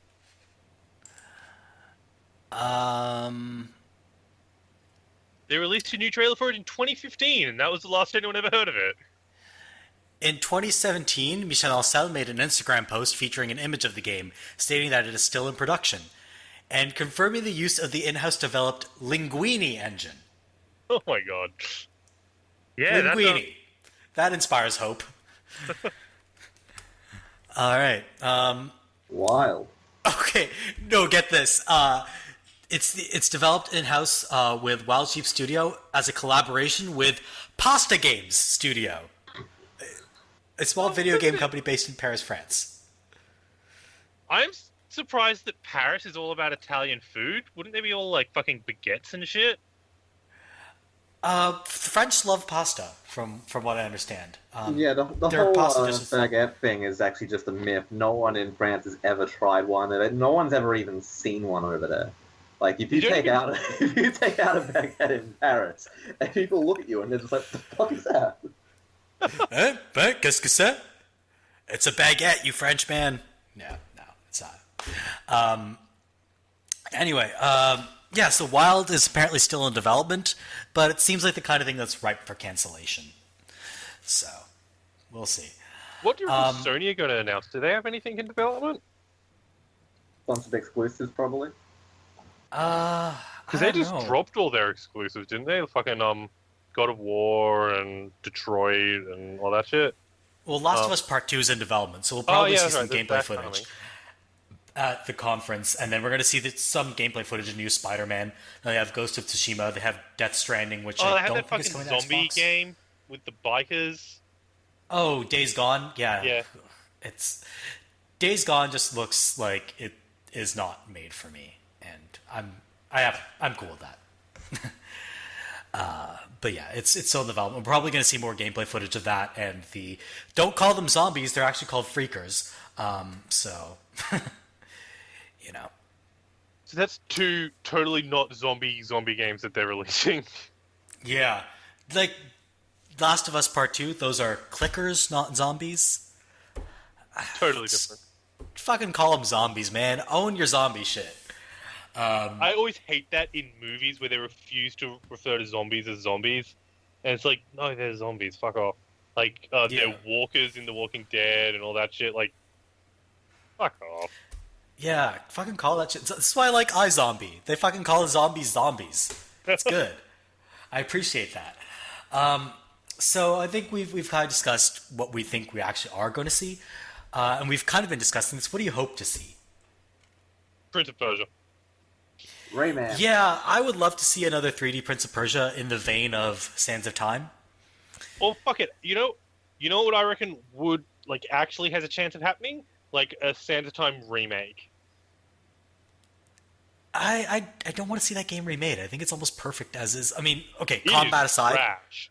Like, the combat is trash. Okay? The combat is awful, and, like, that game has some serious problems. Like, I love it, but that game is not almost perfect. That game, like, that's a game that I think could be perfect with a remake. I don't think it is. I also reckon... I mean, I think we're kind of looking at this, like, at the time when it came out, compared to how it is now. Like, game development in general is advanced, and you're not going to see a lot of the same flaws in video games in general that you saw in Sands of Time when it came out. But yeah, like, you could remake it, sure. I just don't think it's strictly necessary. The other thing I am hoping to see is is it Blue Point Studios, the guy that did the new Shadow of the Colossus? I think so. They've announced that they're doing, like, a bigger thing than they've ever done before, and I'm hoping it's Demon Souls. That would be good. But I mean, doesn't Demon Souls sort of already have, like, the spiritual successors in Dark Souls? Just like, it has, like but Demon Souls is a very different game to those games because it's not open world. It's like a hub world that you teleport to other areas and all that kind of thing. And it's a game that is, like, you can't play it anymore. Like, the servers are down. It's unaccessible to play anymore. But it's still a good game, and I would love to be able to play that. Yeah, that could be fun for people who are sort of. Are you envisioning, like, a remake or? Like a remake, like they did with Shadow. Okay, yeah, they are pretty remake heavy studio. Like the Gravity Rush remastered, the Ico collection, God of War collection. Yeah, they're really very much a remake and studio. There's part of me that would like to see them get to, like, make their own thing, but after what are those guys that made The Order called? The Order 1886 or whatever? Yeah. After those guys, like, hey, we get to make our own IP after making, like, God of War games and Jack and Dexter games. Like, cool, I'm never gonna make... Oh, this is bad. Ready at Dawn. Yeah, like, because those God of War games they made are really good. Sorry, go ahead, Gooch. I just googled The Order, and I mean, the first result is The Order brackets white supremacist group. So I'm guessing it's not that. Yeah. The Order was a PlayStation 4 exclusive game, which is one of the best looking games that's ever been made, and also awful. Right. It's a really shitty third-person shooter, from what I've been told. Like, I never paid tried playing. $5 for that game, and I feel like I got ripped off. I heard it's one of those games that's both boring and extremely short. Like, okay, I'll paint a picture of where I got up to in this game. I was in a basement area, and there's like a whole bunch of steam pipes and all that shit, and I was being attacked by a werewolf. And how the fight with a werewolf works is basically, I can't shoot it because it moves too fast, and your character's like Gears of War kind of slow and everything. So it jumps up to me, and I do the exact same QuickTime event every time to kick it off, and then it runs and hides, and then it jumps on me, and I do the same quick, and that's the entire fight, except that doesn't get its health lower.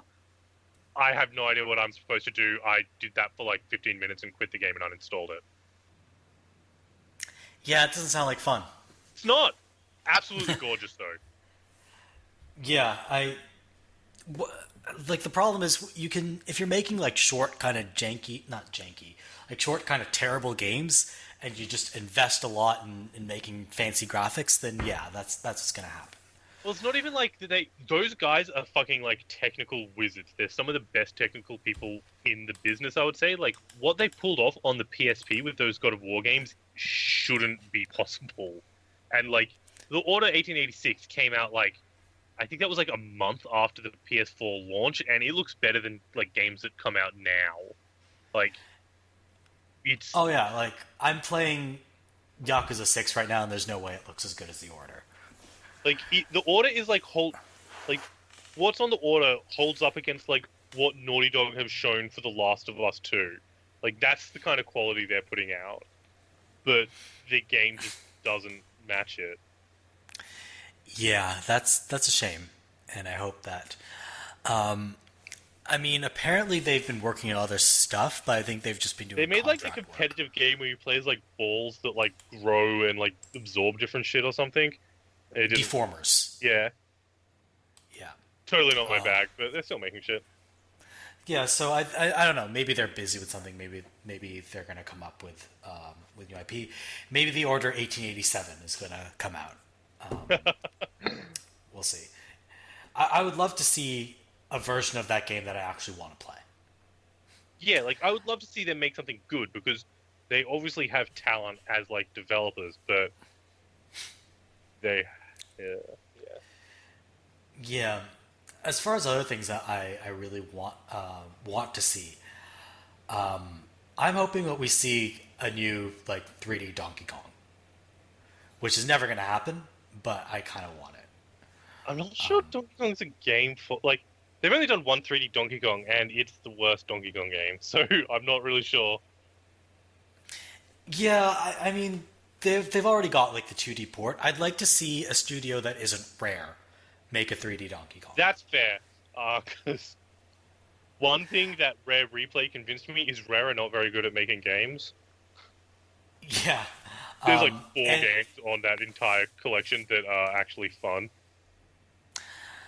Yeah, and like they went on to make Platonic, and then Ukulele kind of blew. So, yeah. No, but like, yeah, I guess like, what studio do you reckon would be good for 3D Donkey Kong that Nintendo have though? They could do it in-house, but I don't think they have people on it right now. If they did it in-house, I think they could, like the same people who made Super Mario Odyssey, they could pull it off. Retro could probably do it. They did good 3D adventure games, and they proved they can nail Donkey Kong, so... Yeah, so if they want to do it, I'd be down for it. I just don't think anybody's really asking for it. I think I'm the only person who likes Donkey Kong 64. So if they take out the things that sort of insult my intelligence and waste my time, like, having to beat the stupid mini games to unlock the final boss, and just make it like there are good yes or no, collectible bring back the platforms. Donkey Kong rap. Oh, absolutely yes. Like, I'm not buying it unless Donkey Kong rap is in it. So yeah, they better fucking rap. Other things I think that I really want to see, I want to see more PC ports of Xbox One exclusives because I don't have an Xbox One, and Microsoft seems to be putting all their Xbox exclusives on PC as well. Xbox exclusive that isn't on PC at this point. Like, I mean, there's Halo and there's Sunset Overdrive. Well, Sunset Overdrive's been announced for PC. Yeah, that's true. So it's Halo. Like, you're missing Halo 5, that's all. Yeah, and I think some of the Forza games, the earlier ones as well, but again, not something I care about. Oh, and some of the Gears, I think Gears of War, whatever Gears of War game is on Xbox One is not on PC. Four. Gears 4, didn't that come out on PC? Did I it? thought it did. Let me. Yeah, I'm Maybe sure check. it did. Because it has crossplay between PC and... Oh, it did. What do you know? It did. Yeah, My like- bad. Everything they've launched after Halo 5 has launched on both. Because it's the Yeah. Xbox Play Anywhere thing. So yeah, they should do that with Halo and like if they announce Well, like Halo, that's it. yeah, basically if they announce we're bringing the entire Halo remastered collection to PC, I'd be happy as a clam. I'm actually kind of shocked that hasn't, because that's like... Because Halo was so sporadic coming out on PC, and like that is the perfect, like, here are all of them. Yeah. I think they definitely should do it. I don't think they will, but they should. And then, like, as far as other things that I kind of want to see, I mean, there's like all this niche Japanese stuff that I want to see. Like, I want to see that, you know, the Caligula Effect remake is coming west. I want to see, you know, what Atlas's new fantasy RPG is. I want to see an announcement that Platinum's new game, the Grand Blue Fantasy one, is coming west. Like There's the no way Yakuza that won't. remasters. Pardon me? There's no way Does Grand Blue Fantasy won't. Has a Platinum game ever not launched in the West? I don't know. I don't know their entire oeuvre, but I yeah, do, maybe because it's- I've bought them all, because they've all come out in the West. There you go. Yeah, and I want to see like the Yakuza remasters being out for the West. So I want to see all these announcements for the West.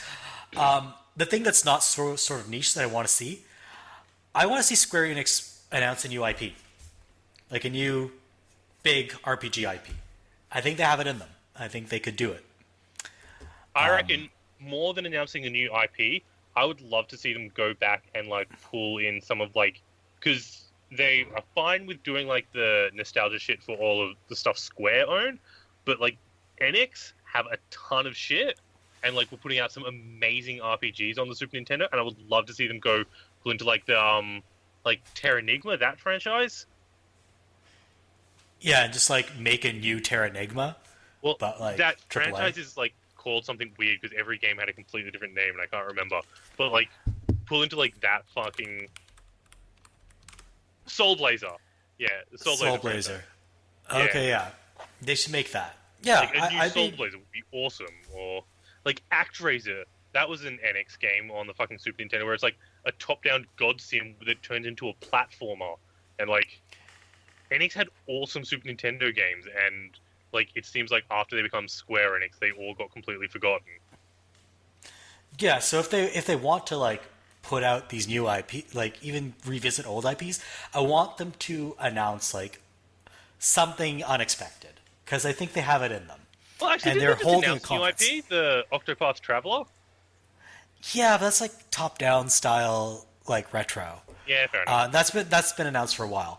I want to see them do like a modern, new AAA kind of thing. Yeah. Which I mean, I think it's plausible because they're holding a conference this year, which they didn't last year. So I think it's plausible they have something big to announce. But I'm hoping it's something like a big RPG, because I know Deus Ex is kind of on ice for a while. So we're not going to see that. We probably will see the new Marvel game that Eidos is working on. So, and I do want to see it. Sorry? What are they? Eidos making a Marvel game? Yeah, Eidos is making an Avengers game. Oh, cool. I did not know that. One Yeah, thing I would love to see, and I don't like its chances, but Marvel vs. Capcom Infinite Apology Edition that, like, unfucks that game would be kind of awesome. The one that makes Chun-Li not look ridiculous. They actually patched that into the game because of the outcry. There was, like, a day one patch to fix her face specifically. But, She They- still looks like she still doesn't look like a fighter. They still gave her like waifu face. oh, yeah, that's just Chun-Li, though. But, like, something Fucking to... hell, man. Like, they need to completely redo the aesthetic of that game because it is so dull looking.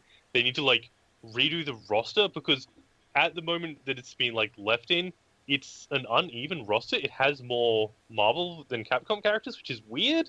Like, they just need to redo a lot for that game, and, like... But the core You might as well game... just make a sequel, right? At this point. The problem is the core game in Marvel vs. Capcom Infinite is really fucking good. Like, that's a good game. It's just everything around it is awful. The other thing I reckon actually is a pretty high chance that I meant to say before, like Switch Lite or a Switch 2 or the revision of the Switch, which I wouldn't have said that much before, except now there's been the reveal of that like hardware-based hack that they can't patch out of it. So I reckon they're going to do a revision to unfuck that. Yeah, my guess is that we won't. If we see it, it's not going to be at this E3. It's going to be at the next one, because that happened a pretty recent time ago, and these things require a lot of development time. Yeah, see, I reckon they've been planning it for a while though. Like, yeah, I don't think that they're. I don't think they have, but I don't know. We'll see. It's not totally implausible, but I don't think it's like coming. I also hope, but I know this is a long shot, a new Star Fox game, because the Star last Fox one Zero was garbage. it was really bad. It was. I love Star Fox, but that game sucked. There was a stealth mission in it. Who puts a stealth mission in a Star Fox game? It's a rail shooter. I mean, the same people who put Batmobile stealth in Arkham Knight. Like, not the same people, different developer, but apparently this is the common idea. People like vehicular stealth. That game was such. And I want them to be like, hey, it's not redoing the same story that we've done in 4 games at this point. Because every Star Fox game is a reboot that tells the same story as the first one. It's fucking weird. Even the very recently released Star Fox 2? Or is that a different story? That was a different story. Basically, how it works is there was Star Fox, which told Fox's dad dies, he had to go fight Andros on Venom. Star Fox 64, the exact same story again. Then the Star Fox games not made by Nintendo, which actually like followed on as sequels. Then we went back to doing that story again with the remake of the 64 one. Then that story again with Star Fox Zero, and then Star Fox 2 was before they decided we're just going to do the same story again forever. All right. Yeah, they should. I mean, does anybody really have an attachment to the plot or characters of Star Fox? Though? I do. Like, I love Star Fox. like as a character? Yes. Those games, like, I really like the story and the character, and that's why I thought it's cool in number 2 where you see Andros' nephew from Lilac Wars has like taken control of Andros' whole force and everything, and he's like kind of filling the power vacuum, but then the bug dudes come, and in that one is like Fox and Wolf like have to team up because there's a common enemy, and it's cool. And they just all right. No, like I'm sure. Okay. Let me put it this way: I don't have any investment in Star Fox. So I've never played more than like 20 minutes of a Star Fox game, but I do want to see the franchise succeed. Like that's something that it's happened with a lot of Nintendo franchises where they let the franchise go to another company develop it, like they did with Star Fox, not counting the one Rare made because that game is bad. That's Star Fox Adventures, right? Yeah, I think Namco made Star Fox Assault, and that's a really cool game. It has like mechanics where like you can like jump out of your ship and like climb onto the wing of another ship holding a rocket launcher as it flies around and you're shooting dudes, and it's cool. Then they did fucking F-Zero GX on the GameCube that had this like crazy story mode and everything, and then they never touched F-Zero again. And like I wish some of these ideas would get to like evolve and progress into the next things for like their kind of like B-tier franchises, but they never do. It's like, why have they not made a new Earthbound or a new F-Zero? There's clearly a lot of interest in the franchises. They're just not, the most recognizable characters. So, I don't know. Oh, shit, I thought I just hung up. I did not. Okay, cool. Yeah. I think we're all still here, hopefully. I'm not. Okay, bye. Yeah, you're just disappearing. Yeah, we'll see. I would love to see Nintendo like go into their back catalog and just say, yeah, here's a new Ice Climbers, motherfuckers, deal with it. I would love a new Ice Climbers. That would be awesome. But are they ever going to do it? Probably not. Well, we got a new Kid Icarus. That was pretty surprising. Yeah, that was a few years ago now. They got put it on 3DS. So I don't know. Maybe they'll. I would love to see bring a it back. Switch port of that doesn't break your wrist to play. Yeah, Nintendo enjoys making controlling their games difficult, even when it need not be. Like, It's just the Nintendo way. That game with a second stick would actually be a good game, not an unplayable game. Yeah. Well, hopefully they port it. You never know. They've been porting a lot of old stuff. I'm still crossing my fingers for a Detective Pikachu port for the Switch. That I'd love to see. I don't think we'll see it, but I'd love to see it. Maybe they'll announce it for when like the movie comes out. They'll be like, "Oh yeah, and now you can play the game on the Switch too." That would make sense. Kind of like it would have made sense if they'd released Marvel vs. Capcom Infinite around the time of Avengers Infinity War. Fuck, I'm still Yeah, angry you'd at think that. Sorry, go ahead, Gooch. So I was like, fuck, I'm angry at that game. Yeah, I think they could. How do I put this? Companies are worse at cross promotional synergy than you'd think they would be. It's just baffling how badly they fuck. Sorry, back to Detective Pikachu. Yeah, so other thing I want to see, Devil May Cry 5. That's been rumored for a while. That was actually on. I had a little list of games I was looking forward to, and that was one of them. what else is on that list? I mean, okay, the first one isn't going to appeal to you, the second one isn't going to appeal to Ben, and the third one is an extremely long shot, but Sonic Mania tell us! Just tell us so we can criticize you. So Sonic Mania 2, Bioshock 4, and a sequel to Bulletstorm. Oh my I know god, I want to see Bulletstorm's never going to happen. I actually but- want to see all three of those things. I mean, Sonic I Mania would 2 is pretty much guaranteed at this point. I just don't think it's going to be announced this year. Yeah, it's a little too quick for the turnaround. Yeah. Bioshock 4, there's been rumors of that a Bioshock game is in development, so that's Yeah. very plausible. And the last one you said was... Equal to Bulletstorm. What my ideal, dream, never gonna happen scenario would be you get all the people that made Bulletstorm, except for Cliffy B, because he can only make shitty failures at the moment, have them do a new Duke Nukem. I'd be down. Like, I don't even like Duke Nukem, but I'd still be down for it. Bulletstorm is the template that Duke Nukem should follow from this point on, basically. Yeah, because Duke Nukem can only sort of get by on irony now. Yeah, Like, it there's has a to be- lot of aspects of Duke Nukem that have not aged well Yeah. at all. And So- I don't know, I think at this point it's like, if you're going to bring that franchise into 2018, it's like, you're going to need to change needs to be the so butt of much the of it. joke, To what basically. extent? But it's like, if you're changing that much, to what extent is it still going to be Duke Nukem? Like, wouldn't you just kind of, I don't know, work with a new franchise, I guess? I think you could bring a new Duke Nukem game out, and you wouldn't have to change the character Duke Nukem that much. It's just the game would need to present it as Duke is the butt of the joke, not Duke is the coolest guy in the world. Hmm. Yeah, I think that would work well. I just don't know if they're going to pull it off. Oh, there's no fucking chance it'll ever happen. But I would love to see it. Yeah, it's E3. We can dream big. I mean, Gearbox Bulletstorm's probably Duke my favorite shooter ever. Bulletstorm is so good.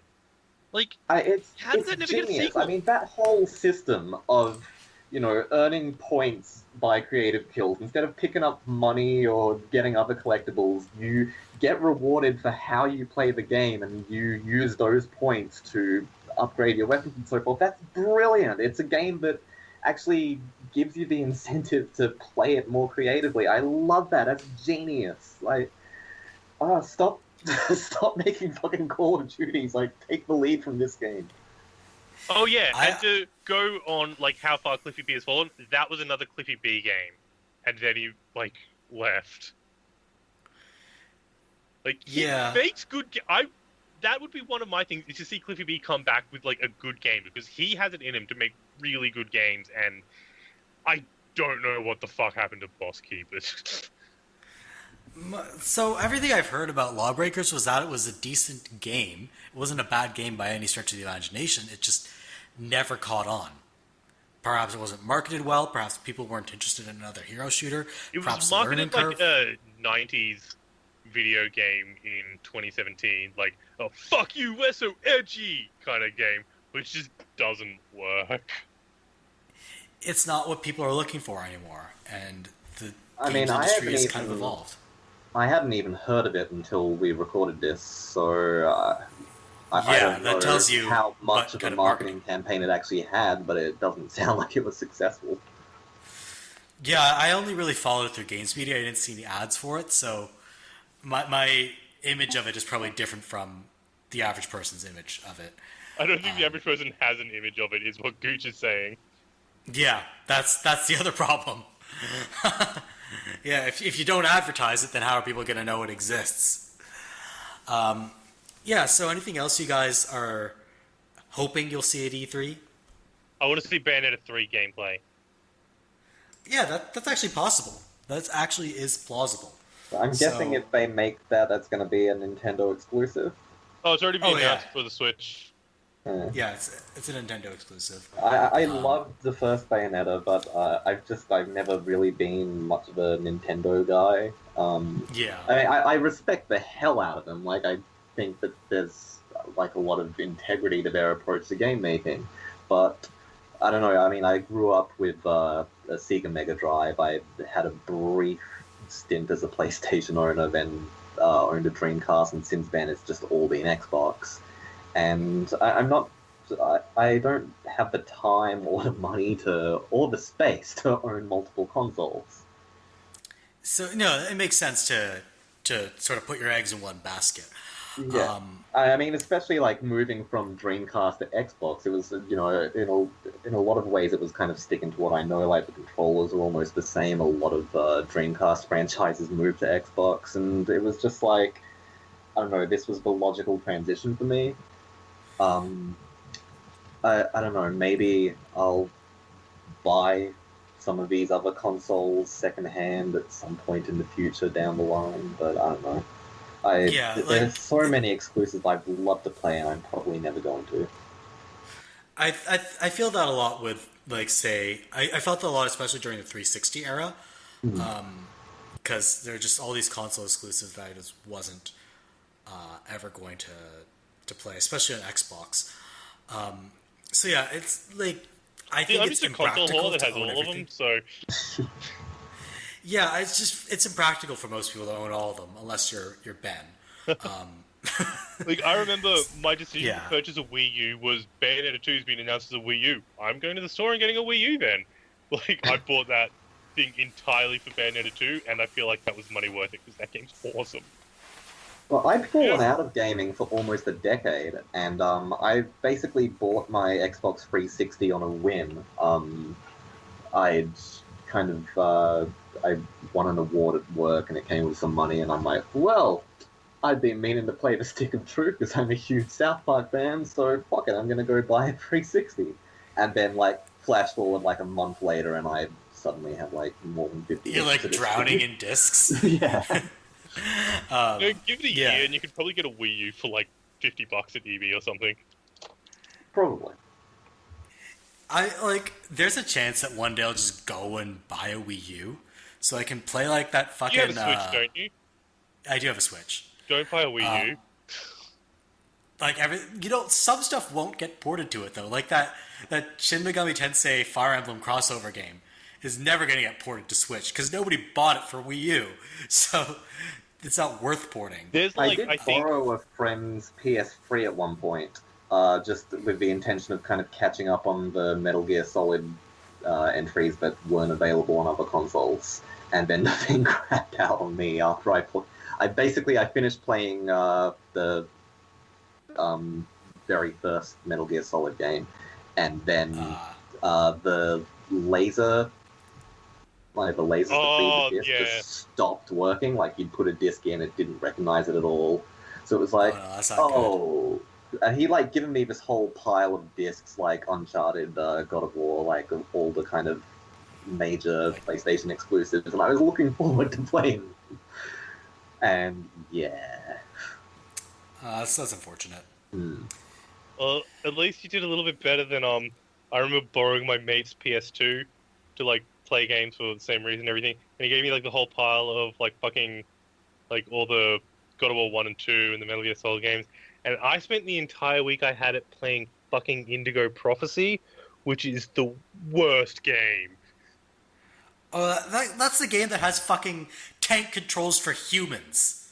Yeah, it's like David Cage's first like big budget game, and it's like starts off and it's this really cool murder mystery, and then like alien bugs. I got up to being told I was like an ancient warrior chosen by a Mayan prophecy and doing Matrix fights on a roof, and I'm just like, what? Why the fuck am I playing this game? Yeah, this is what I was playing instead of Metal Gear Solid 3. Like, I did not make good choices. I gave up on that game like partway through because I fucking hated the controls that much. Should not have fucking tank controls in a PC game where you're controlling a human. Trust me, don't worry, Merv. It got way worse than you could ever imagine. Okay, you know what? You know what actually made me give it up? I'd gone through like this. That game doesn't checkpoint very well. So I'd gone through this very long sequence of events, and in that game you have to take your morning pills. And then at one point I just saw like some alcohol in the fridge, and I was like, yeah, you know what? I'll drink that. And then the game told me, yeah, you can't drink and have pills at the same time. You die. And the game over. Wow. So yeah, that was my game, and I was like, you know what? I don't want to play a game where I can't drink and have pills at the same time. So I was like, you know what? Fuck you, David Cage. The trick is to actually drink and take pills in real life while you're playing the game. I could do that. I mean, I don't drink in real life, so that may be a bit problematic. I just want to make it clear to the listeners at home that Avocado Gamescast is 100% absolutely advocating that you drink and take pills while you're playing video games. If you're listening to this and not drinking and taking pills right now, you need to rectify that immediately. And if you have any problems with it, Merv is completely legally liable for them. Yeah, Merv spearheaded this whole thing. I might be saying this, but this is all Merv's initiative. You can contact Merv. Okay, guys. I have to stop you right there. The reason I have to stop you right there is because you forgot to tell them to chug cough syrup and smoke weed while they're doing it. So I thought that was implied. Come on. Yeah, it's freaking amateur out. Yeah, who isn't always chugging cough syrup? We're fucking Little John up in here. I mean, what? This is installment number 800 and something. I mean, each installment runs for 60 hours. I mean, I'm sure that you've already established this at some point over the Gamescast run. Oh yeah, we've definitely told people to chug cough syrup before. Cool. Final thing that we're going to talk about is what do you think different companies need to do in order to have a successful E3? Bang. Bang. Just like bang on stage? Oh, I hadn't thought that far ahead. Okay, just bang. Okay, I reckon... Pardon me? I was going to say, taking it back to an actual answer, I reckon Microsoft needs to come out swinging with exclusives. Like, need to be like, hey, we actually have games for our console. Yeah. Sony, I think they've got enough traction that they can do they could come out and just have Kaz Hirai whip out his dick and be like, fuck you, you're gonna buy it anyway. And pretty much. But for them to win for me, I want them to announce backwards compatibility. Because that's the huge sticking point between the Sony and the Xbox I have at the moment. Yeah, I would love to just be able to throw my PS3 discs into my PS4 and keep my just put my PS3 away. Cause yeah, I haven't turned it on in PS3 months. out at the moment because I'm still playing through the Yakuza games, and I would love to be able to get rid of that fucking thing. I'll send it down to Gooch. He can play fucking Indigo Prophecy or something. Yeah, just the best use of his time. Yeah, I would love that. I think might crap out on me. Probably. I reckon EA needs to basically come out and no game they show has microtransactions in it. That's their big thing. Yeah. Ubisoft, I think, basically just stick to what they do. They always kind of have a middle of the road kind of thing. I don't think there's anything they could really do to like fucking blow it out of the water unless they announce something crazy that we have no idea about.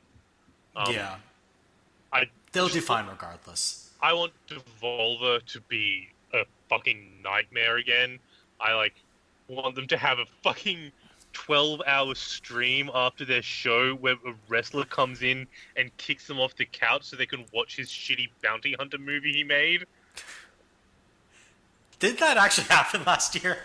John Morrison, like, because you know how they had the big stream afterwards? Yeah. John Morrison, the wrestler, came in and was like, fuck these stupid games, and put on this crappy, like, movie that he was a star in, where he's, like, this bounty hunter in Mexico. And they just watched that. So it's essentially like a Steven Seagal movie without Steven Seagal. Yeah, the full movie. The stream went for, like, 11 hours or something.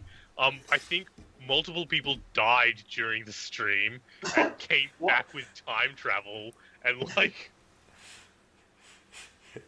They just decided to just, like, take the piss out of E3.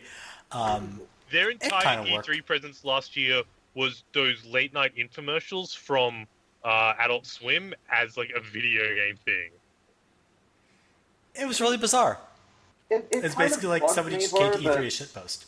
You know, these like presentations and streams are running longer than a lot of games themselves do. I mean, that's one of the reasons I don't really follow E3 and all that, is because, I don't know, it's just all so gimmicky and there's just so much of it. And I just kind of want to, like, I just want to basically read a run-through, maybe watch a little bit of gameplay footage, and just, like, you know, give me the clip notes, man. I don't want to watch fucking 11 hours of whatever the hell you're doing. Yeah, I mean, you don't need to.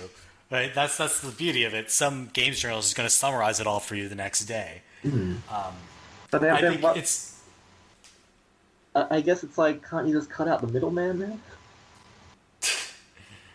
No, I guess. I want to like get hopped up on energy drinks and spend all night fucking watching this shit, making fun of it.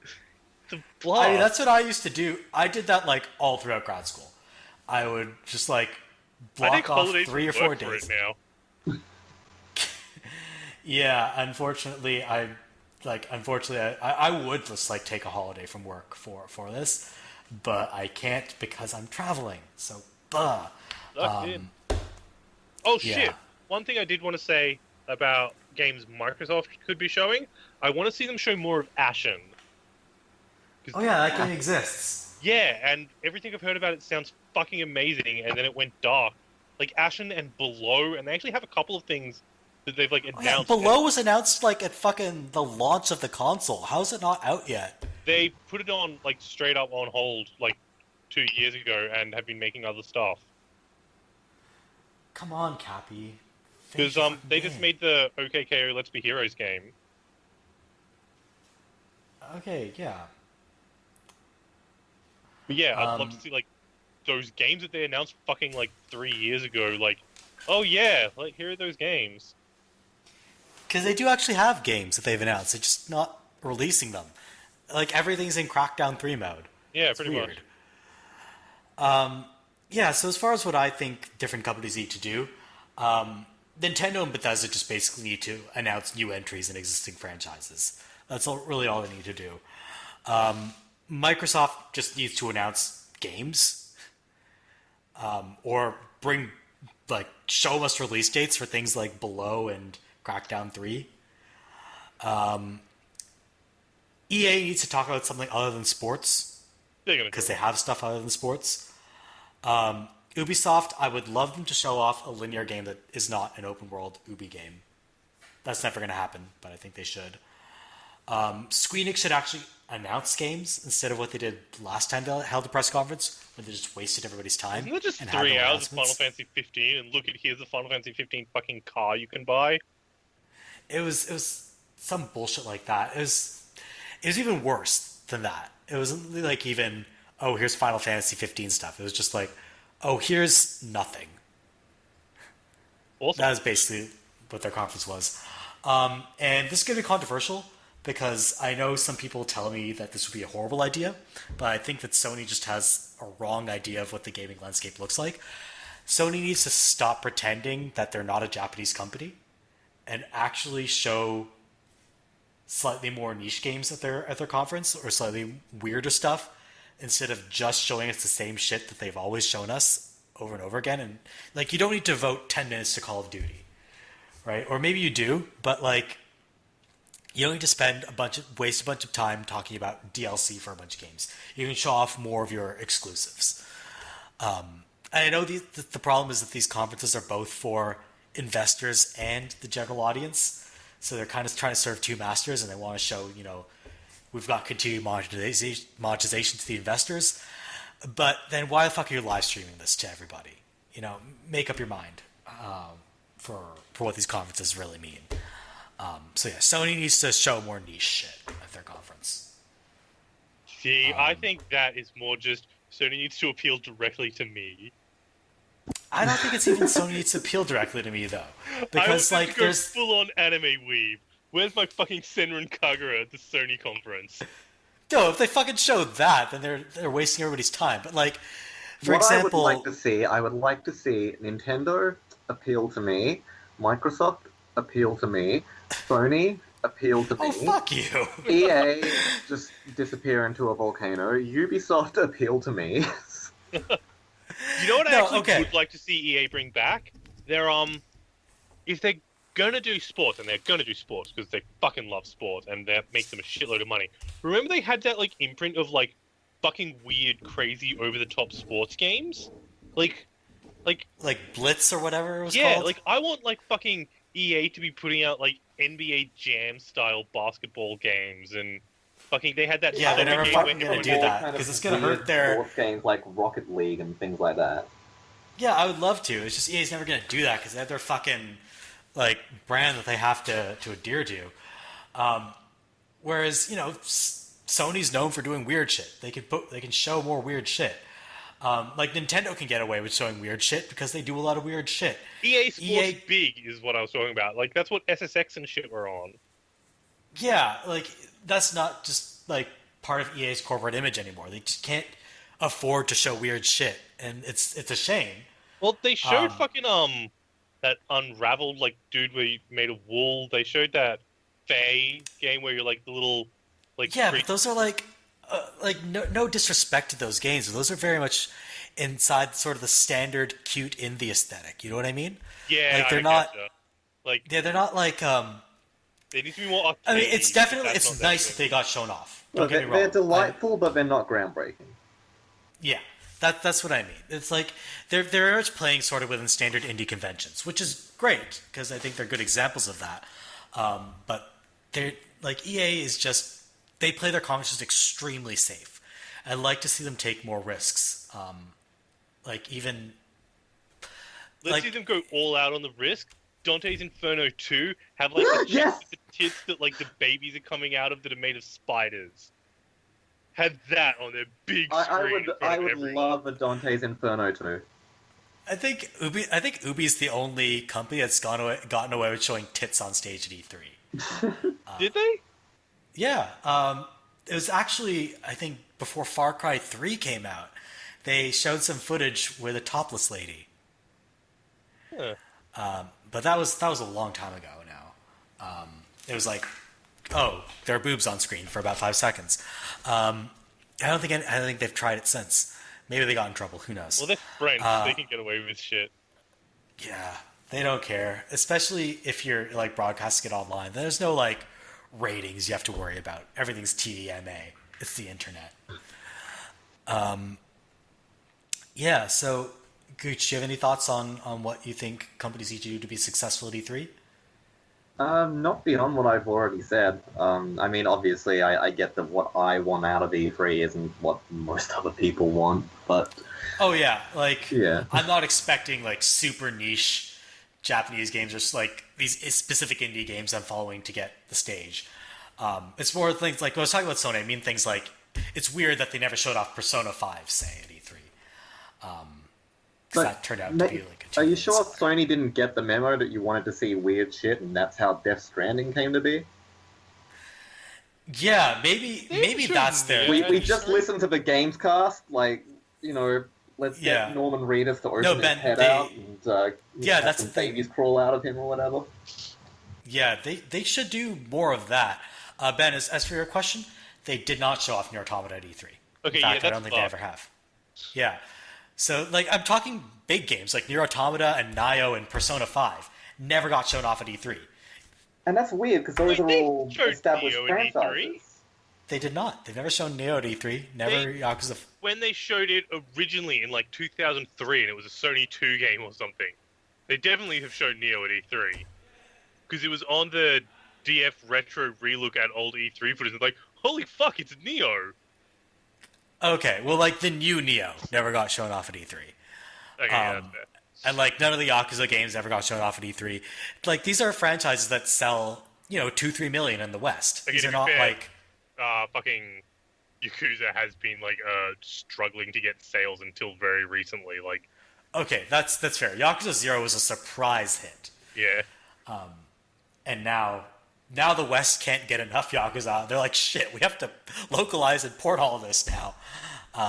localize the fucking samurai ones. Yeah, and more zombies. Actually, no, not more zombies. We don't need more zombies. Going back to when you mentioned like Dante's Inferno and Bayonetta and Devil May Cry, I just love to see more games like that, basically. like more angels and demons kind of stuch. Or Or- character action.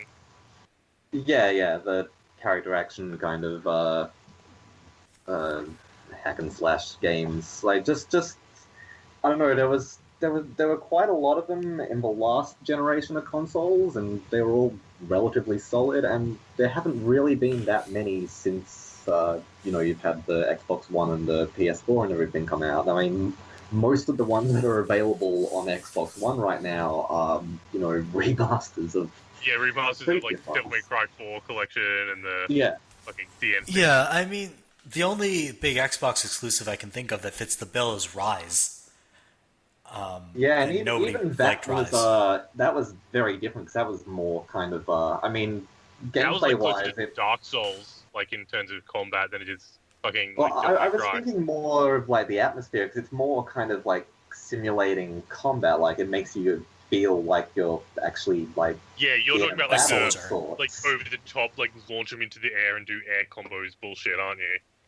Yeah, but I mean, Yeah. it's the fact that it makes you feel like you're in a battle, whereas Devil May Cry and Bayonetta, it's very much lone wolf taking on the entire world kind of thing. Whereas I don't know with Yeah, Rise, you and I just think kind of this- felt like you were part of an army. Yeah, I think there's room for both those things. I just think the Xbox One doesn't have enough of the of the hack and slash kind That's of lone what wolf fucking stuff. Scalebound would have been as well, and that still pisses me off. And the I mean, that was hardware's also reached an a open point world where RPG. Such a game could be really, really spectacular now as well. Yeah, I mean, I don't think everything they poured into Scalebound is probably dead, but hopefully some of that reemerges in Grand Blue Fantasy. We'll see. You know where that's coming out, and I know it's going to happen, and fuck you for telling me I'm wrong, but Drakengard 4 is happening. Oh yeah, I mean maybe eventually. Like, they've just had, like, the most profitable relationship with Yoko Taro. It's Yoko Taro's franchise, and they have all this technology on how to build an action game where you have a dragon. Like, it's the most no-brainer fucking thing in the world. So all I know is that they're making. It's all but confirmed they're making a new game in that near Drakengard kind of franchise. Who knows what it'll be? But there's definitely going to be more Yoko Taro. Probably working with Platinum if they can get him to. Well, yeah, he Because, said he I loved mean- working with Platinum. Yeah, and Platinum loved working with him. Because I think it's the kind of relationship where Yoko Taro really respected, the skills that people at Platinum The brought quote to the I table. saw from him Yeah. was, he really liked working with Platinum because they're really good at what they do, so they didn't need that much direction, which gave him way more time to go out drinking. Yeah. But was he mixing pills? Almost certainly. You don't get a fucked up mind like Yoko Taro's without taking a few pills. Yeah, anything else you guys want to discuss before we call this to a close? There was, but I forgot. Oh, Uh, yeah. The Platinum have announced they are developing a new game that is going to be so radically different it will change how action games are made. I want to see what the fuck that is, because that is the kind of quote that if anyone said it that wasn't Platinum Games, I'd be like, fuck off. But they say it like, yeah, okay. The entire screen is reversed, so you have to play it looking at your TV in a mirror. Changes the entire way you play the game. I think what they're going to do is they're going to completely revamp the control scheme so that you move the character with the triggers and fight with the thumbsticks. Oh, that's the boxing game did that. Wait, the game did that for real? That's a terrible idea. Don't do Well, not that. moving with the triggers, but like the left thumbstick was to move, the right thumbstick was like moving your fist like directly, and then like you could throw different like angles of punches and shit with it. It was Okay. some like boxing simulation game. I think that maybe I don't think that's there's what Platinum's going something to to do. the idea of controlling the actions with one of the thumbsticks at least. I think there might be something there. It's possible. I just don't think Platinum's gonna throw out. Platinum is known for making control schemes that generally work. Although I'm not a huge fan of Bayonetta 1's control scheme. Don't kill me, Ben. How could you? I think they perfected their control scheme for Nier Automata, and it's hard to go back to Bayonetta and have shooting be controlled by a face button. No, I love the fucking because I mean, one of the things that sold me on Bayonetta was just how intuitive the controls were. yeah, because shooting in Nier Automata is a very different function to what it serves in Bayonetta. Because Nier Automata is like borderline like shmup game with like bullet pads and shit, and Bayonetta the shooting is like adding in extra damage to your combo while you're not close enough to punch them. That's fair. I it doesn't work super well for me because I'm just so used to like trigger shooting, and I wish I could like recustomize the controls, but the game won't let me. Well, all their So, yeah. games since I think Transformers have had like completely recustomizable controls. No, actually, Nier Yeah, Automata was the first one they did the completely recustomizable controls after they had a talk with the half coordinated dude. Oh, okay, yeah. Yeah, because he talked with them because he was speedrunning one of their games and was talking to someone from there, and because they've been like actually making like serious attempts in making their games accessible to people with disabilities. Like Bayonetta 2 got awards for it. Oh wow. Yeah, that half coordinated dude is a fucking legend though. He speed ran Nier Automata one handed, and it was fucking incredible to watch. He's broken that game so hard, and it's like, what the fuck is he even playing at this point? Yeah, he's a fucking master of the genre. All right, so I think we're gonna call this to a close. Thank you guys for being on the podcast. You mean thank you, Guy, because me and Ben, as you might have been able to tell by our accents, are actually the same person. Yeah, pretty much. Pretty much. I mean, you live on separate coasts, but There's you're only pretty one much the coast same of person. Australia. It goes all the way around. Yeah, there's only one guy in Australia. Womp womp. Australia itself is just a big house of mirrors. It just looks like... I've never been, so I believe you. And just before we say goodbye, if you'd like to keep up to date for the podcast, we have a website, avocadogamescast.wordpress.com. We post each episode. We post a link dump, so you can fact check what we say and tell us how wrong we were. You can subscribe to us on iTunes or Google Play Music. Just search for Avocado Gamescast. And our community is The Avocado. Check us out at the-avocado.org. Don't actually type the word hyphen. That would be very stupid. All right. I guess that's it. Anything else you want to say to our lovely listeners? All 5 of them?